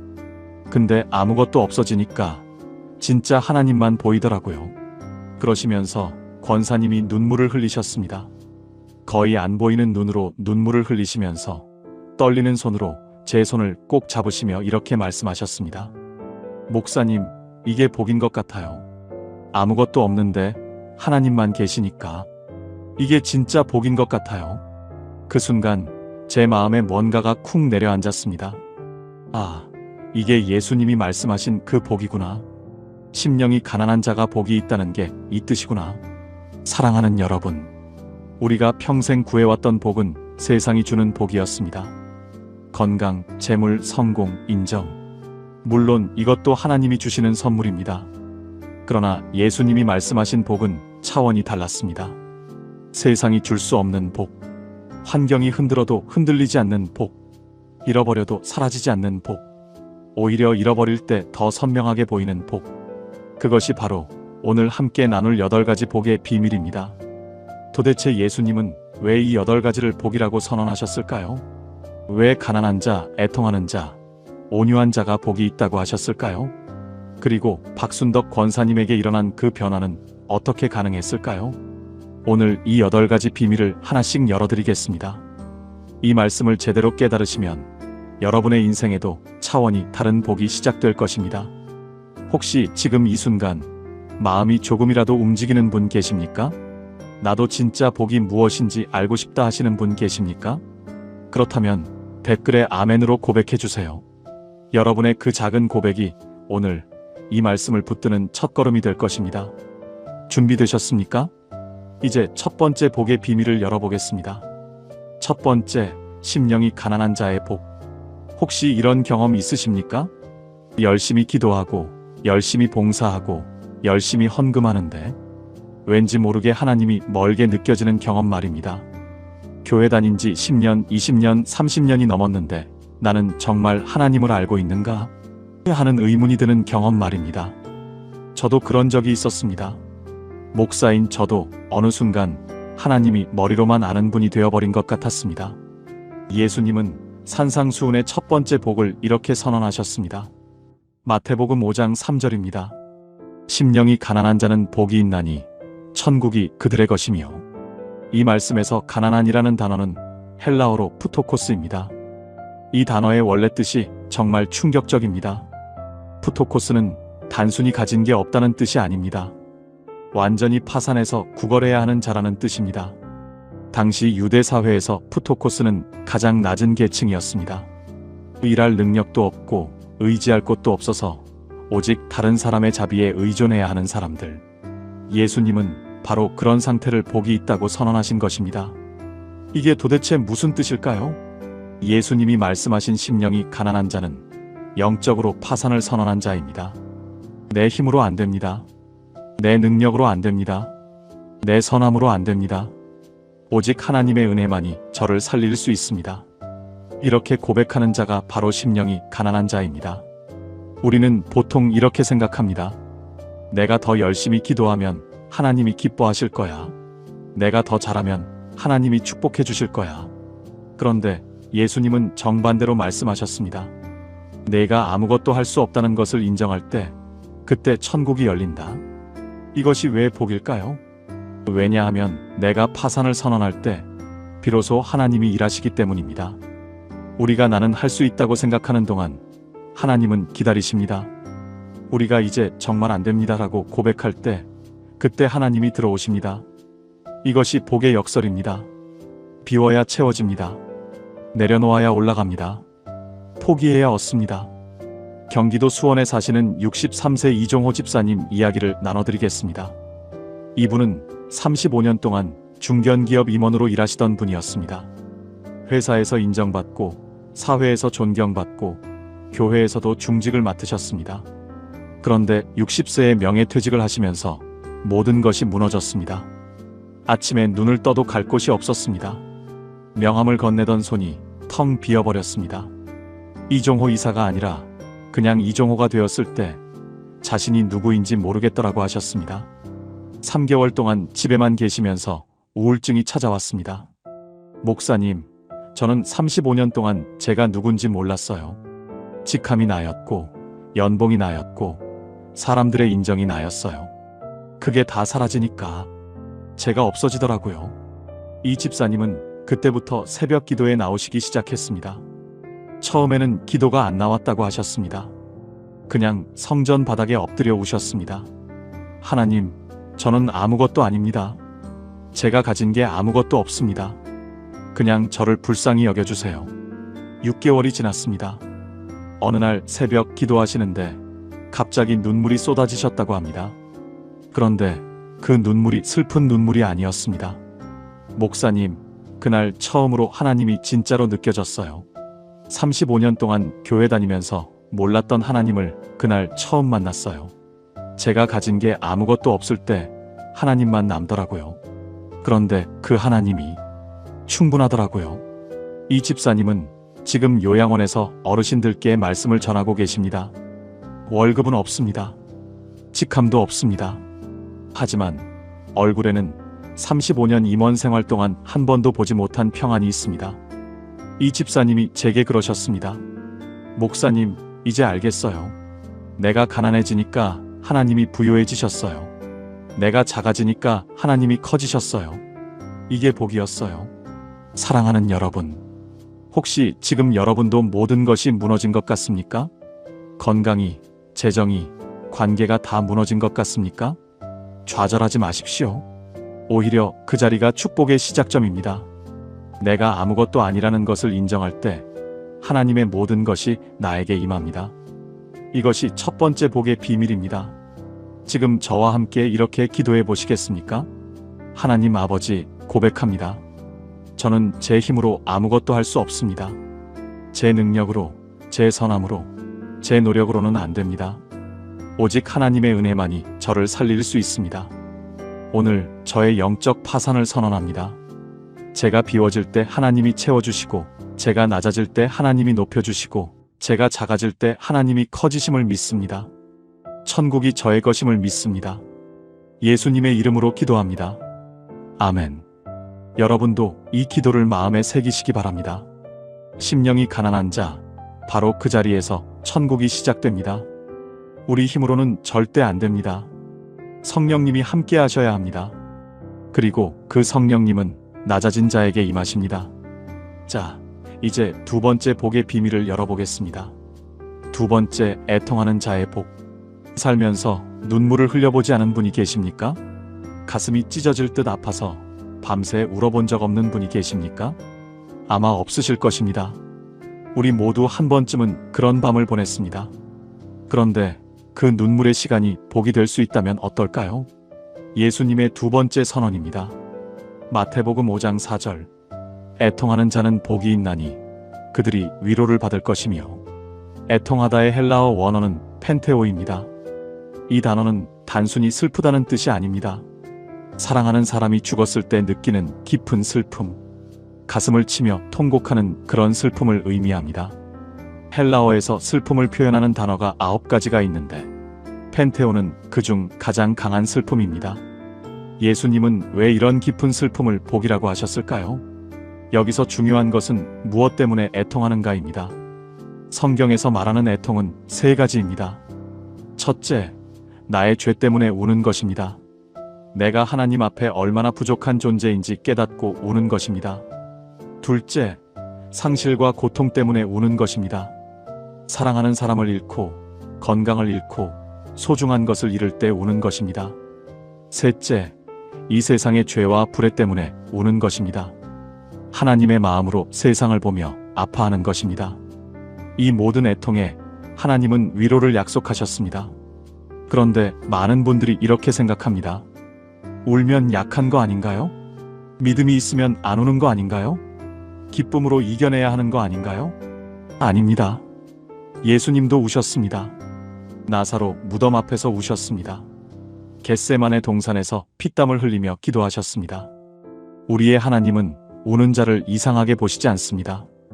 오히려 우는 자의 곁에 더 가까이 다가오십니다. 시편 56편 8절에 이런 말씀이 있습니다. 나의 방황을 주께서 세셨으니 나의 눈물을 주의 병에 담으소서. 하나님은 우리의 눈물을 병에 담아두십니다. 하나도 버리지 않으십니다. 그 눈물 하나하나를 기억하시고 그 눈물만큼의 위로를 예비해 두셨습니다.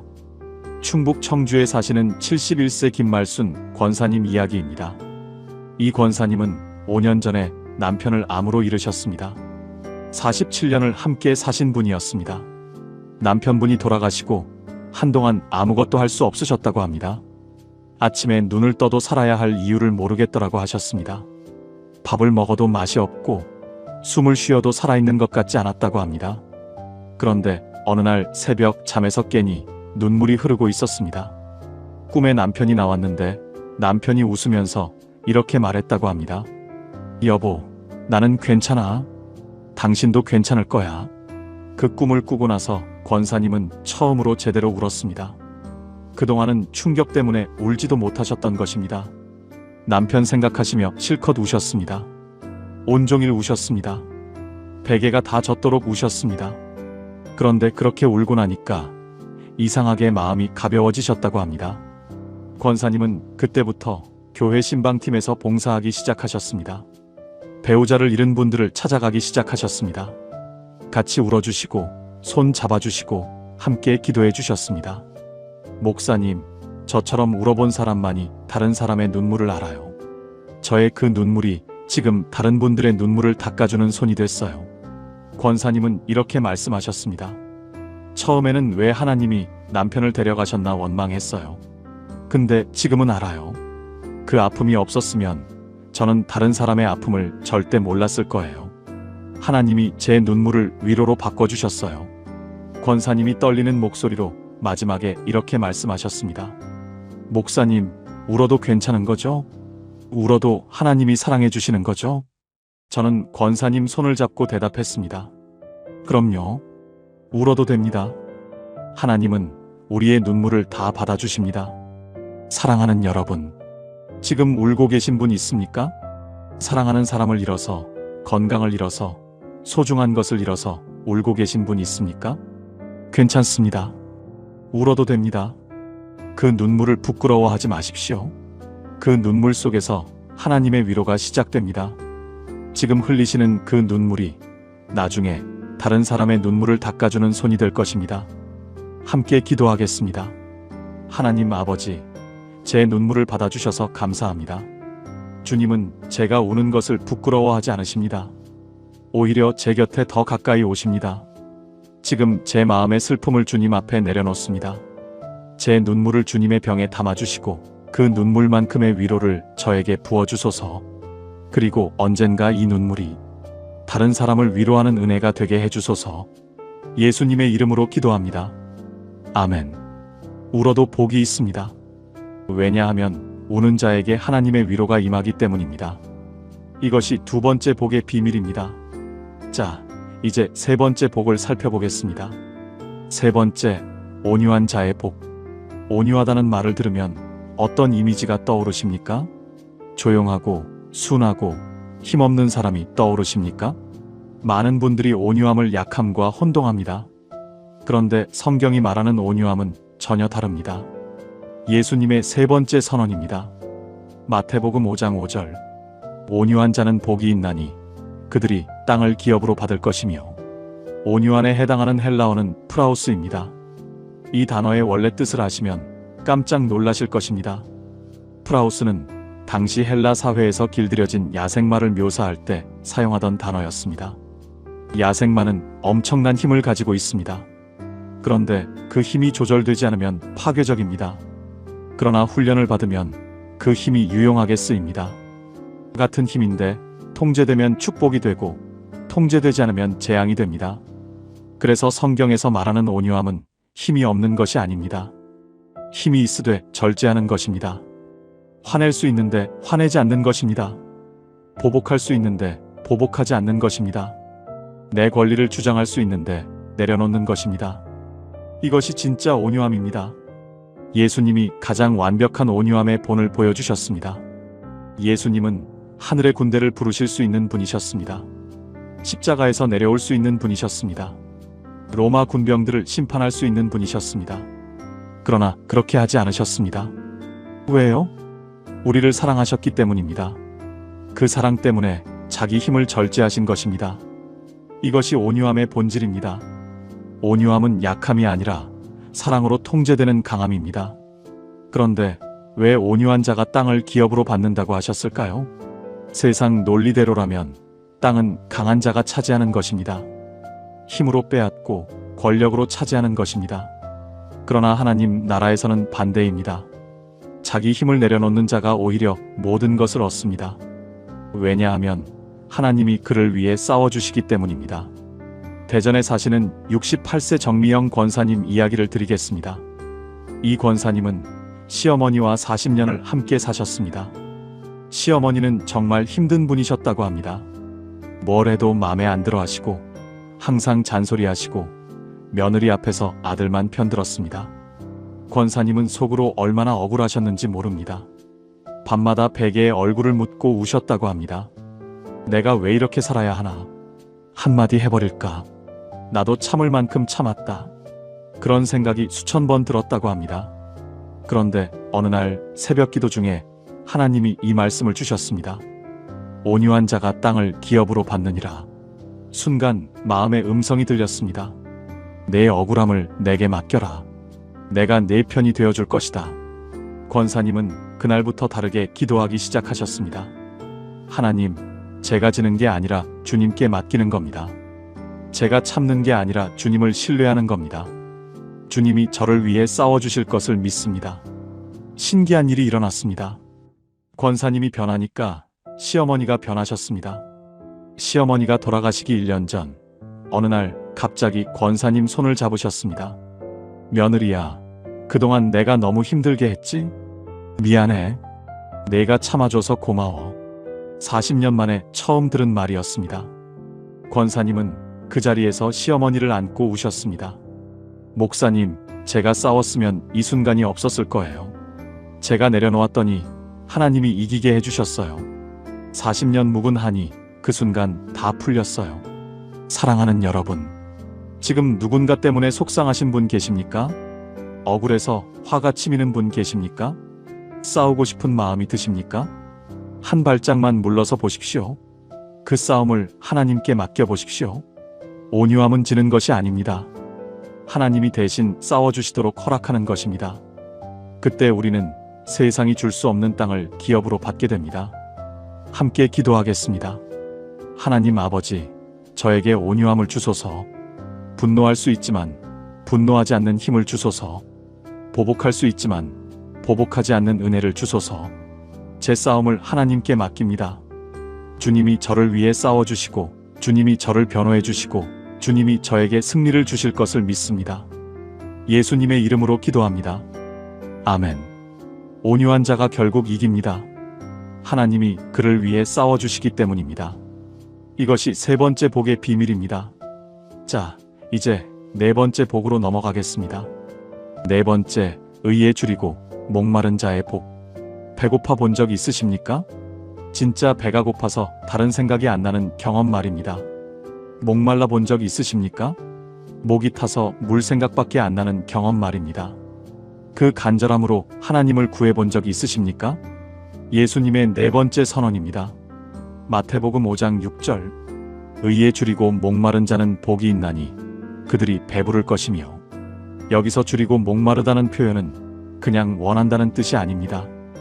헬라어 원문을 보면 이것은 생존이 걸린 갈망입니다. 굶어 죽기 직전의 배고픔, 목말라 쓰러지기 직전의 갈증입니다. 예수님은 그 정도의 간절함으로 의를 구하라고 하셨습니다. 그런데 여기서 의가 무엇입니까? 헬라어로 디카이오시네입니다. 이것은 두 가지 의미가 있습니다. 첫째, 하나님과 바른 관계입니다. 하나님이 기뻐하시는 것을 행하고 하나님이 슬퍼하시는 것을 떠나는 삶입니다. 둘째, 세상의 정의입니다. 불의한 것을 바로잡고 억울한 자를 돕고 약한 자를 보호하는 것입니다. 예수님은 이 의를 배고픔처럼 구하라고 하셨습니다. 그런데 우리는 보통 무엇을 갈망합니까? 성공을 갈망합니다. 인정을 갈망합니다. 재물을 갈망합니다. 건강을 갈망합니다. 물론 이것들도 필요합니다. 그러나 예수님은 먼저 의를 구하라고 하셨습니다. 마태복음 6장 33절에서도 같은 말씀을 하셨습니다. 그러므로 너희는 먼저 그의 나라와 그의 의를 구하라. 그리하면 이 모든 것을 너희에게 더하시리라. 왜 의를 구하면 배부르다고 하셨을까요? 세상의 것들은 아무리 얻어도 채워지지 않습니다. 더 갖고 싶고, 더 얻고 싶고, 더 올라가고 싶습니다. 그러나 하나님의 의로 채워지면 진짜 배부릅니다.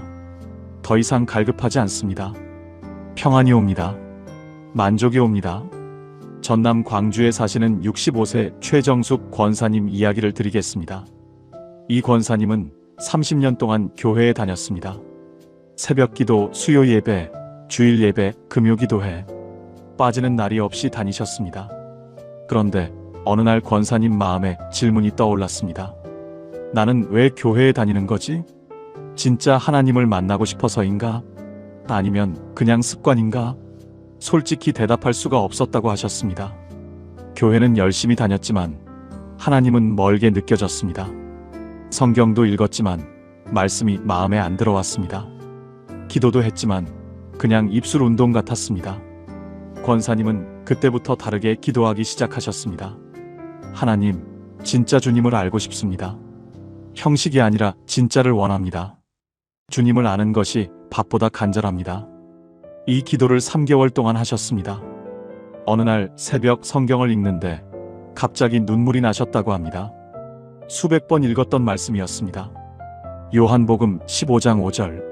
나는 포도나무요 너희는 가지라. 그가 내 안에 내가 그 안에 거하면 사람이 열매를 많이 맺나니. 그동안은 그냥 지식으로 알았던 말씀이었습니다. 그런데 그날은 달랐습니다. 내가 가지구나. 예수님이 나무구나. 내가 예수님 안에 있으면 되는 거구나. 내가 뭔가 하는 게 아니라 그냥 붙어 있으면 되는 거구나. 권사님은 그날 1시간을 우셨다고 합니다.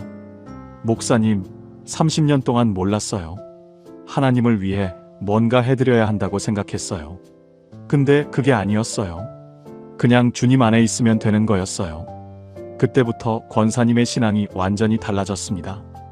예배가 달라졌습니다. 기도가 달라졌습니다. 성경이 살아서 다가왔습니다. 권사님이 이렇게 말씀하셨습니다. 목사님, 이제야 배가 부른 느낌이 뭔지 알겠어요.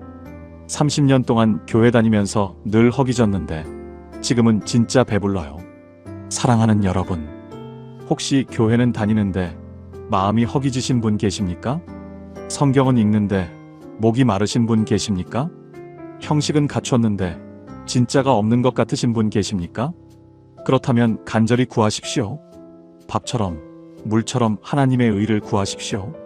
그때 진짜 배부름이 올 것입니다. 함께 기도하겠습니다. 하나님 아버지, 제가 형식적으로 신앙생활했던 것을 고백합니다. 주님을 간절히 구하지 않았습니다. 오늘부터 밥보다, 물보다 주님을 갈망합니다. 주님의 의를 알고 싶습니다. 주님의 마음을 알고 싶습니다. 주님 안에 거하고 싶습니다. 굶주린 자처럼, 목마른 자처럼 주님을 구합니다. 저를 주님의 의로 배부르게 채워주소서. 예수님의 이름으로 기도합니다. 아멘. 밥보다 간절히 하나님을 구하면 반드시 배부르게 됩니다. 이것이 네 번째 복의 비밀입니다. 이제 다섯 번째 복을 살펴보겠습니다. 다섯 번째, 긍휼히 여기는 자의 복. 누군가를 용서하기가 얼마나 어려운지 아십니까? 머리로는 알지만 가슴이 따라주지 않는 경험 해보셨습니까? 용서해야 한다는 건 아는데 그 사람 생각만 하면 분노가 치미는 경험 말입니다. 저도 그런 적이 있었습니다. 용서가 신앙의 핵심인 줄 알면서도 어떤 사람은 정말 용서하기가 어려웠습니다. 예수님의 다섯 번째 선언입니다. 마태복음 5장 7절. 긍휼히 여기는 자는 복이 있나니 그들이 긍휼히 여김을 받을 것이며. 긍휼히 여기다의 헬라어는 엘레에몬입니다. 이 단어는 단순히 불쌍히 여기다는 뜻이 아닙니다. 상대방의 고통을 내 고통처럼 느끼고 그것을 덜어주기 위해 행동하는 것입니다. 감정만이 아니라 행동이 따라야 합니다. 그래서 긍휼은 항상 구체적인 사랑의 행위로 나타납니다.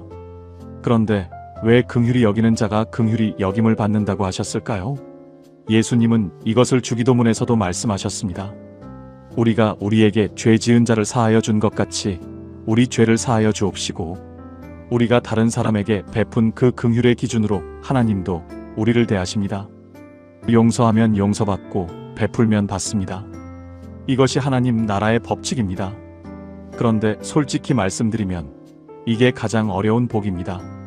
왜냐하면 상처 준 사람을 용서하는 것은 정말 힘들기 때문입니다. 머리로는 알지만 가슴이 안 따라주는 것입니다.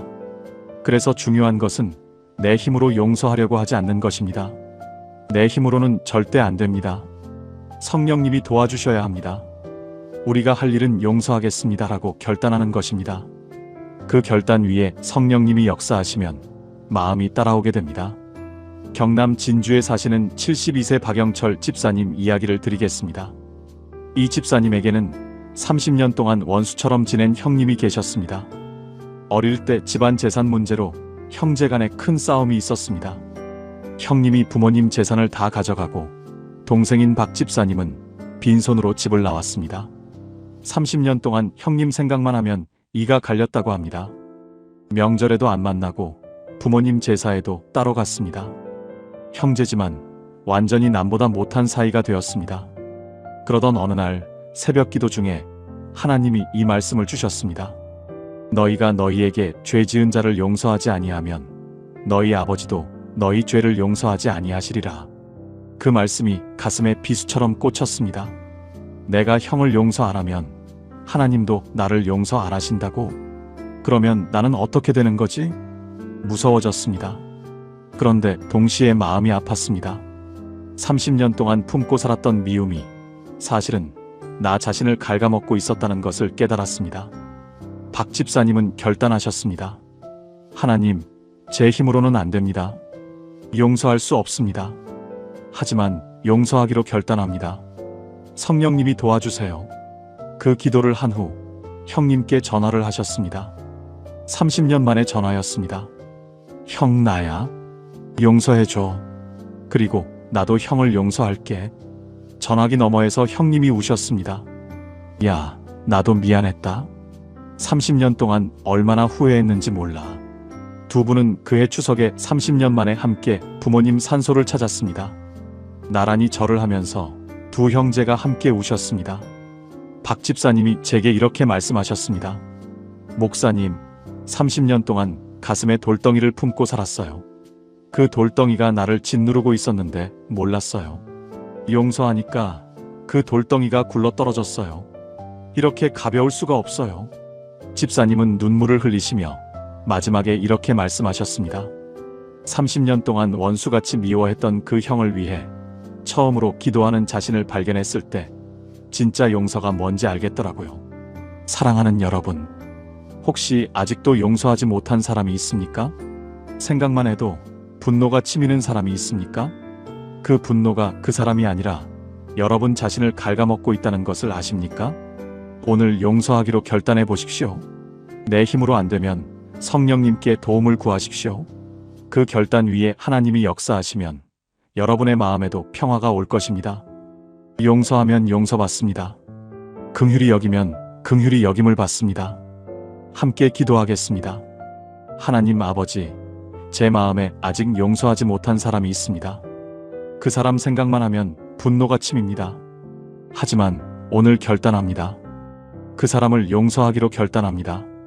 제 힘으로는 안 됩니다. 성령님 도와주세요. 제 마음을 녹여주시고 용서할 수 있는 마음을 주소서. 제가 긍휼히 여기는 만큼 저도 긍휼히 여김을 받게 하소서. 예수님의 이름으로 기도합니다. 아멘. 용서하면 자유가 옵니다. 긍휼히 여기면 긍휼히 여김을 받습니다. 이것이 5번째 복의 비밀입니다. 자, 이제 6번째 복을 살펴보겠습니다. 6번째, 마음이 청결한 자의 복. 마음이 깨끗하다는 것이 무엇일까요? 죄를 짓지 않는 것일까요? 나쁜 생각을 하지 않는 것일까요? 그렇다면 이 세상에 마음이 깨끗한 사람은 한 명도 없을 것입니다.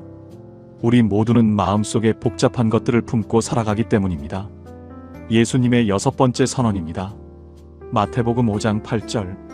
마음이 청결한 자는 복이 있나니 그들이 하나님을 볼 것이며. 청결한의 헬라어는 카타로스입니다. 이 단어의 원래 뜻이 중요합니다. 카타로스는 섞이지 않은, 순수한, 오직 하나인 이라는 뜻입니다. 예를 들어 순금은 카타로스입니다. 다른 금속이 섞이지 않았기 때문입니다. 우유가 물에 섞이지 않은 것도 카타로스입니다. 그래서 마음이 청결하다는 것은 죄가 없다는 뜻이 아닙니다. 마음이 나뉘지 않았다는 뜻입니다. 오직 하나님만 바라보는 마음입니다. 다른 것들이 섞이지 않은 순전한 마음입니다. 세상 것도 원하고 하나님도 원하는 것이 아닙니다. 오직 하나님만 원하는 것입니다. 이것이 마음의 청결입니다. 예수님은 마태복음 6장 22절에서 이렇게 말씀하셨습니다. 눈이 성하면 온 몸이 밝을 것이요. 여기서 성하다도 같은 카타로스에서 파생된 단어입니다. 눈이 성하다는 것은 시력이 좋다는 뜻이 아닙니다. 초점이 하나라는 뜻입니다. 2개를 바라보면 흐려지지만 하나만 바라보면 선명합니다. 마음도 마찬가지입니다. 여러 것을 바라보면 흐려지고 하나님만 바라보면 하나님이 보입니다. 왜 마음이 청결하면 하나님을 본다고 하셨을까요? 마음이 나뉘어 있으면 하나님이 안 보입니다. 세상 걱정, 욕심, 두려움이 시야를 가리기 때문입니다. 그러나 마음이 하나님만 향해 있으면 어디서든 하나님이 보입니다. 문제 속에서도 하나님이 보이고, 어려움 속에서도 하나님이 보이고, 아픔 속에서도 하나님이 보입니다. 인천에 사시는 70세 한상호 장로님 이야기를 드리겠습니다. 이 장로님은 40년 동안 사업을 하신 분이었습니다. 한때 직원 200명을 거느리던 중견기업 대표셨습니다. 돈도 많이 버셨고 사회적으로도 인정받으셨습니다. 그런데 속을 보면 마음이 편하지 않았다고 합니다. 항상 뭔가 더 해야 할 것 같고, 더 벌어야 할 것 같고, 더 높이 올라가야 할 것 같았습니다. 교회도 열심히 다니셨지만 하나님보다는 사업이 먼저였습니다. 새벽 기도 시간에도 머릿속은 회사 생각으로 가득했습니다. 5년 전 장로님 회사가 부도가 났습니다. 거래처가 한꺼번에 무너지면서 연쇄적으로 당하셨습니다. 집도 잃고 차도 잃고 모든 것을 잃었습니다.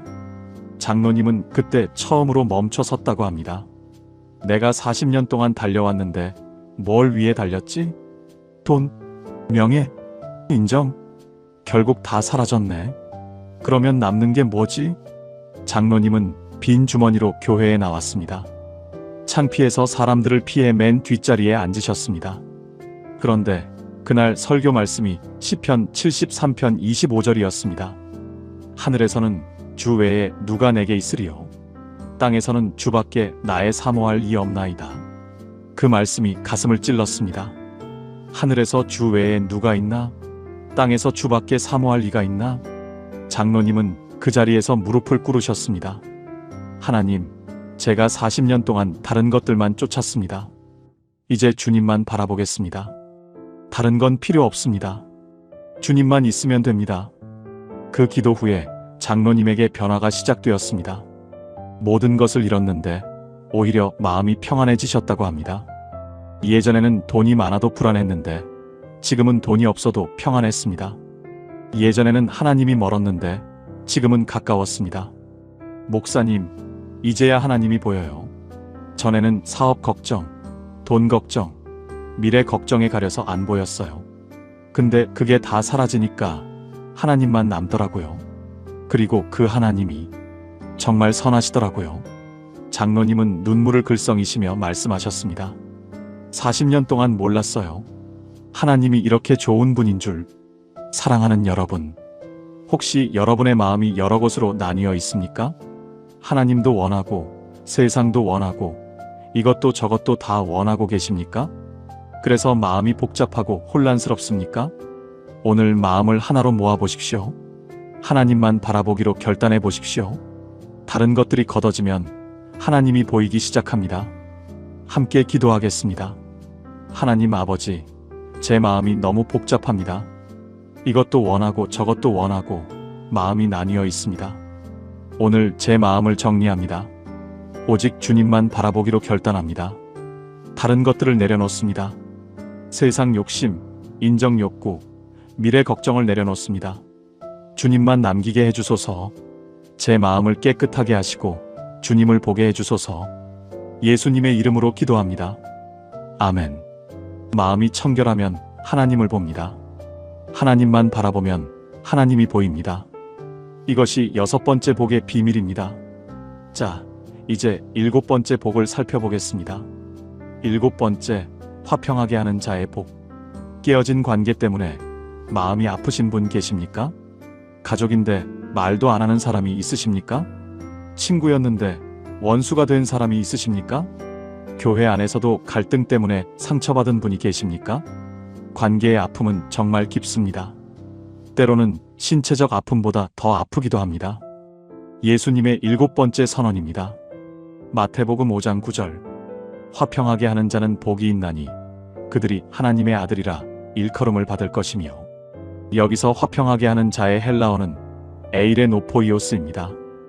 이것은 평화를 만드는 자라는 뜻입니다. 그냥 평화로운 사람이 아닙니다. 평화를 만들어내는 사람입니다. 갈등이 있는 곳에서 화해를 이끌어내는 사람입니다. 분열이 있는 곳에서 하나됨을 만들어내는 사람입니다. 그런데 왜 화평하게 하는 자가 하나님의 아들이라 불립니까? 하나님은 화평의 하나님이시기 때문입니다. 예수님이 이 땅에 오신 것도 화평을 이루시기 위함이었습니다. 하나님과 인간 사이의 벽을 허물고 화목하게 하시기 위해 오셨습니다. 그래서 화평을 만드는 자는 예수님을 닮은 자입니다. 하나님의 DNA를 가진 자입니다. 그래서 하나님의 아들이라 불립니다. 그런데 중요한 것이 있습니다. 화평을 만드는 것은 쉬운 일이 아닙니다. 때로는 오해를 받습니다. 때로는 양쪽에서 미움을 삽니다. 때로는 상처를 받습니다.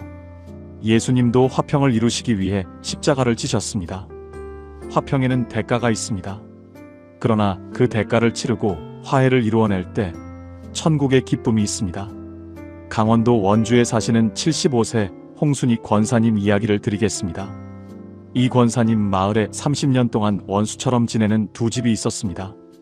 원래는 친한 친구였는데 땅 문제로 싸우면서 30년 동안 말도 안 하고 지냈습니다.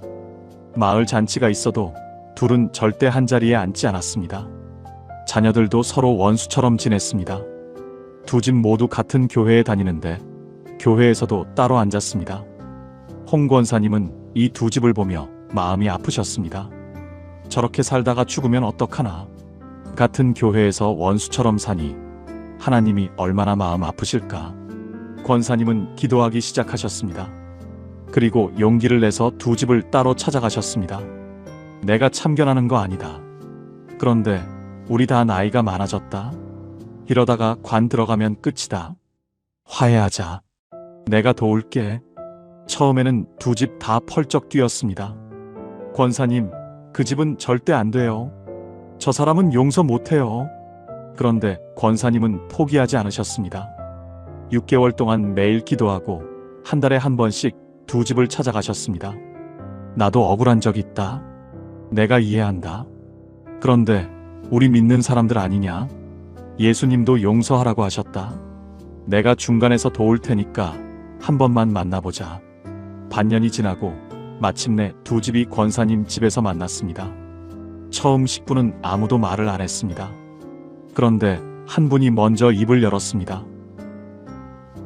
미안하다. 내가 너무했다.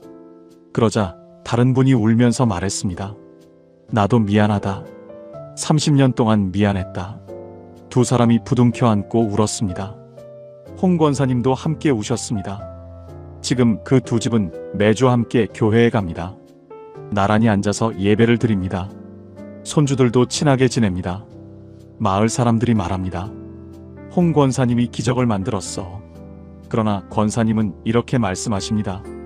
내가 한 게 아니에요. 하나님이 하신 거예요. 저는 그냥 발만 됐어요. 권사님의 얼굴에는 말로 표현할 수 없는 기쁨이 있었습니다. 목사님, 30년 원수가 화해하는 거 보니까 이게 천국 같더라고요. 사랑하는 여러분, 혹시 여러분 주변에 깨어진 관계가 있습니까? 두 사람 사이에서 다리가 될 수 있습니까? 쉽지 않습니다. 오해받을 수 있고 상처받을 수 있습니다. 그러나 화해가 이루어지는 그 순간 천국의 기쁨이 있습니다. 그리고 여러분은 하나님의 아들이라 불리게 됩니다. 함께 기도하겠습니다. 하나님 아버지, 저를 화평케 하는 자로 사용해 주소서. 깨어진 관계를 회복시키는 도구가 되게 해 주소서. 분열된 곳에 연합을, 미움이 있는 곳에 사랑을 전하게 해 주소서. 오해받아도 상처받아도 포기하지 않게 해 주소서. 예수님처럼 화평을 위해 대가를 치를 각오를 하게 해 주소서. 하나님의 아들이라 불리는 영광을 허락해 주소서. 예수님의 이름으로 기도합니다. 아멘. 화평을 만드는 자가 하나님의 아들입니다. 관계를 회복하는 곳에 천국이 임합니다. 이것이 7번째 복의 비밀입니다. 이제 마지막 8번째 복을 살펴보겠습니다. 8번째, 의를 위해 박해받는 자의 복. 지금까지 살펴본 7가지 복은 어떻게 보면 받아들이기가 수월합니다. 가난하면 천국이 열린다. 울면 위로받는다. 온유하면 땅을 얻는다. 듣기 좋은 말씀입니다. 그런데 마지막 8번째 복은 조금 다릅니다. 솔직히 듣기 불편할 수도 있습니다. 예수님의 8번째 선언입니다. 마태복음 5장 10절부터 12절까지입니다. 의를 위하여 박해를 받는 자는 복이 있나니 천국이 그들의 것임이라. 나로 말미암아 너희를 욕하고 박해하고 거짓으로 너희를 거슬러 모든 악한 말을 할 때에 너희에게 복이 있나니 기뻐하고 즐거워하라. 하늘에서 너희의 상이 큼이라. 박해받는 것이 복이라고요? 욕먹는 것이 복이라고요? 거짓으로 모함받는 것이 복이라고요? 이게 도대체 무슨 말씀입니까? 여기서 핵심은 의를 위하여입니다. 아무 박해나 복이 아닙니다. 내 잘못으로 당하는 고난은 복이 아닙니다. 하나님의 의를 따르다가 예수님을 믿다가 옳은 일을 하다가 받는 박해가 복입니다. 그 박해는 내가 하나님 편에 서 있다는 증거이기 때문입니다. 예수님은 왜 박해받을 때 기뻐하고 즐거워하라고 하셨을까요? 첫째, 하늘에서 상이 크기 때문입니다. 이 세상에서 잃는 것은 잠깐이지만 하늘의 상은 영원합니다. 둘째, 선지자들도 그렇게 박해받았기 때문입니다. 우리가 박해받는다면 우리는 선지자들과 같은 길을 걷고 있는 것입니다. 셋째, 그 고난이 헛되지 않을 것이기 때문입니다. 하나님은 우리의 고난을 반드시 영광으로 바꾸십니다. 그런데 중요한 것이 있습니다. 박해를 찾아다니라는 말씀이 아닙니다. 박해가 올 때 두려워하지 말라는 말씀입니다. 믿음을 지키다가 어려움을 당할 때 낙심하지 말라는 말씀입니다. 예수님 때문에 손해를 볼 때 원망하지 말라는 말씀입니다. 왜냐하면 그것이 복의 시작이기 때문입니다. 경기도 안양에 사시는 78세 김복임 할머니 이야기를 드리겠습니다. 이 할머니는 50년 전 남편을 따라 예수를 믿기 시작하셨습니다. 그런데 시댁이 굉장히 유교적인 집안이었습니다. 제사를 지내지 않는다고 시부모님과 시누이들에게 엄청난 박해를 받으셨습니다. 너 때문에 집안이 망한다. 이 불효막심한 년. 교회 다니면 쫓아낸다. 온갖 욕을 다 들으셨습니다. 그래도 할머니는 믿음을 지키셨습니다. 제사 때는 부엌에서 설거지를 하시며 마음으로 기도하셨습니다. 하나님, 이 가족을 불쌍히 여겨주세요. 언젠가 이 집안 전체가 주님 앞에 나오게 해주세요. 30년 동안 그렇게 기도하셨습니다. 욕먹으면서도 무시당하면서도 홀대받으면서도 기도하셨습니다. 그런데 놀라운 일이 일어났습니다. 시어머니가 돌아가시기 3개월 전 병원에서 갑자기 할머니를 부르셨습니다. 막내야, 내 믿는 그 예수, 나도 믿으면 되겠냐? 할머니는 그 자리에서 주저앉아 우셨습니다. 어머니, 되고 말고요. 당연히 되지요. 시어머니는 병원 침대에서 예수님을 영접하시고 천국에 가셨습니다. 그 일 이후 시누이 3명이 차례로 교회에 나왔습니다. 시동생 가족도 나왔습니다. 지금은 시댁 식구 전체가 같은 교회에 다닙니다. 할머니가 제게 이렇게 말씀하셨습니다. 목사님, 30년 동안 욕먹은 게 억울하지 않아요. 그때 욕먹지 않았으면 기도하지 않았을 거예요. 그 기도가 가족을 살렸어요. 할머니는 눈물을 글썽이시며 말씀하셨습니다. 30년 동안 눈물로 심은 씨앗이 지금 열매가 되어 돌아왔어요. 사랑하는 여러분, 혹시 지금 믿음 때문에 어려움을 겪고 계십니까? 가족에게 반대를 받고 있습니까? 직장에서, 사회에서 불이익을 당하고 있습니까? 낙심하지 마십시오. 그 고난은 헛되지 않습니다. 하늘에서 상이 예비되어 있습니다. 그리고 그 고난 속에서 드린 기도는 반드시 열매를 맺습니다. 기뻐하고 즐거워하십시오. 박해받는 그 자리가 천국의 문 앞이기 때문입니다. 함께 기도하겠습니다. 하나님 아버지, 믿음을 위해 어려움을 당할 때 두려워하지 않게 해주소서. 의를 위해 손해를 볼 때 원망하지 않게 해주소서. 오히려 그 순간 기뻐하고 즐거워하게 해주소서. 하늘에서 제 상이 크다는 것을 믿습니다. 지금의 고난이 결코 헛되지 않을 것을 믿습니다. 끝까지 믿음을 지키게 해주소서. 예수님의 이름으로 기도합니다. 아멘. 의를 위해 박해받는 자는 복이 있습니다. 그 고난 끝에 하늘의 상이 있습니다. 이것이 8번째, 마지막 복의 비밀입니다. 통합기도문. 사랑하는 여러분, 지금까지 예수님이 선포하신 8가지 복의 비밀을 함께 살펴보았습니다. 이제 이 모든 말씀을 하나의 기도로 드리겠습니다. 눈을 감으시고 마음을 모아 함께 기도해 주세요. 거룩하신 하나님 아버지, 오늘 주신 8가지 복의 말씀을 감사드립니다. 세상이 줄 수 없는 하늘의 복을 알게 해주셔서 감사합니다. 저는 고백합니다. 저는 심령이 가난한 자입니다. 제 힘으로 아무것도 할 수 없습니다. 오직 하나님의 은혜로만 삽니다. 저는 애통하는 자입니다. 제 연약함과 부족함 앞에 울부짖습니다. 그러나 주님이 위로해 주실 것을 믿습니다. 저를 온유한 자로 만들어 주소서. 힘이 있으되 절제하게 하시고 제 싸움을 주님께 맡기게 해주소서. 의에 줄이고 목마르게 해주소서. 밥보다 물보다 주님을 갈망하게 해주소서. 그래서 진정한 배부름을 누리게 해주소서. 저를 긍휼히 여기는 자로 빚어주소서. 다른 사람을 용서하게 하시고 그래서 저도 긍휼히 여김을 받게 해주소서. 제 마음을 청결하게 해주소서. 오직 주님만 바라보게 하시고 그래서 주님을 보게 해주소서. 화평케 하는 자로 사용해 주소서. 깨어진 관계를 회복시키는 도구가 되게 하시고 하나님의 아들이라 불리게 해주소서. 의를 위해 박해받을 때 두려워하지 않게 해주소서. 오히려 기뻐하게 해주소서. 하늘에서 상이 크다는 것을 믿게 해주소서. 오늘부터 저에게 차원이 다른 복을 허락해 주소서. 환경이 흔들어도 흔들리지 않는 복을, 잃어버려도 사라지지 않는 복을, 오직 하나님 안에서만 누리는 영원한 복을 허락해 주소서. 우리 힘으로는 안 됩니다. 성령님이 함께 하셔야 합니다. 오늘도 성령님으로 우리를 채워주시고 이끌어주시고 능력 주소서. 살아계신 예수 그리스도의 이름으로 기도합니다. 아멘. 마무리. 사랑하는 여러분, 오늘 우리는 예수님이 산상수훈에서 선포하신 8가지 복의 비밀을 함께 살펴보았습니다.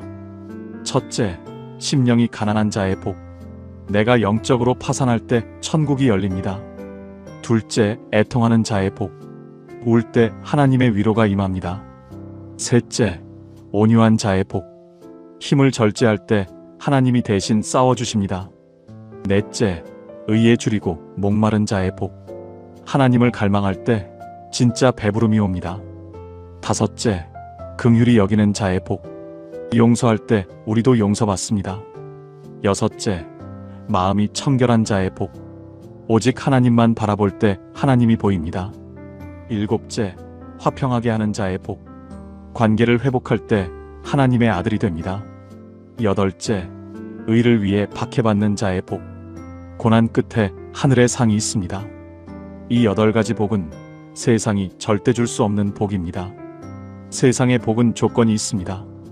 건강할 때, 돈 있을 때, 성공할 때 복이 있습니다. 그러나 예수님이 선포하신 복은 다릅니다. 가난할 때, 울 때, 핍박받을 때도 복이 있습니다. 왜냐하면 그 자리에 하나님이 계시기 때문입니다. 도입부에서 말씀드린 박순덕 권사님 기억하시죠? 모든 것을 잃고 오히려 하나님이 가까워졌다던 그분. 그것이 바로 이 8가지 복의 실체입니다. 세상이 무너져도 무너지지 않는 복. 환경이 바뀌어도 바뀌지 않는 복. 이것이 하늘의 복입니다. 사랑하는 여러분, 오늘 이 말씀이 마음에 닿았다면 지금 바로 결단해 보십시오. 나도 이 복을 원합니다. 세상의 복이 아니라 하늘의 복을 구하겠습니다. 이 결단이 여러분 인생의 새로운 시작이 될 것입니다. 그리고 이 영상이 도움이 되셨다면 지금 이 말씀이 필요한 분들에게 공유해 주세요. 여러분의 작은 나눔 하나가 누군가에게는 생명의 말씀이 될 수 있습니다. 댓글에 여러분의 고백을 남겨주세요. 오늘 가장 마음에 닿은 복이 있다면 그 복을 적어주셔도 좋습니다. 저는 첫 번째 복이 가장 필요합니다. 저는 5번째 복 용서가 어렵습니다. 이렇게 적어주시면 제가 함께 기도하겠습니다. 그리고 아멘 한 글자만 남겨주셔도 됩니다. 그 고백 하나가 오늘 말씀을 붙드는 첫걸음이 될 것입니다. 하나님의 8가지 복이 여러분의 삶에 넘치기를 축원합니다. 심령이 가난할 때 천국이 열리고, 울 때 위로받으며, 온유할 때 땅을 얻고, 의를 갈망할 때 배부르며, 긍휼히 여길 때 긍휼히 여김을 받고, 마음이 청결할 때 하나님을 보며, 화평케 할 때 하나님의 아들이 되고, 박해받을 때 하늘의 상을 얻는 그 놀라운 복이 여러분의 것이 되기를 예수님의 이름으로 축복합니다. 오늘도 함께 해주셔서 감사합니다.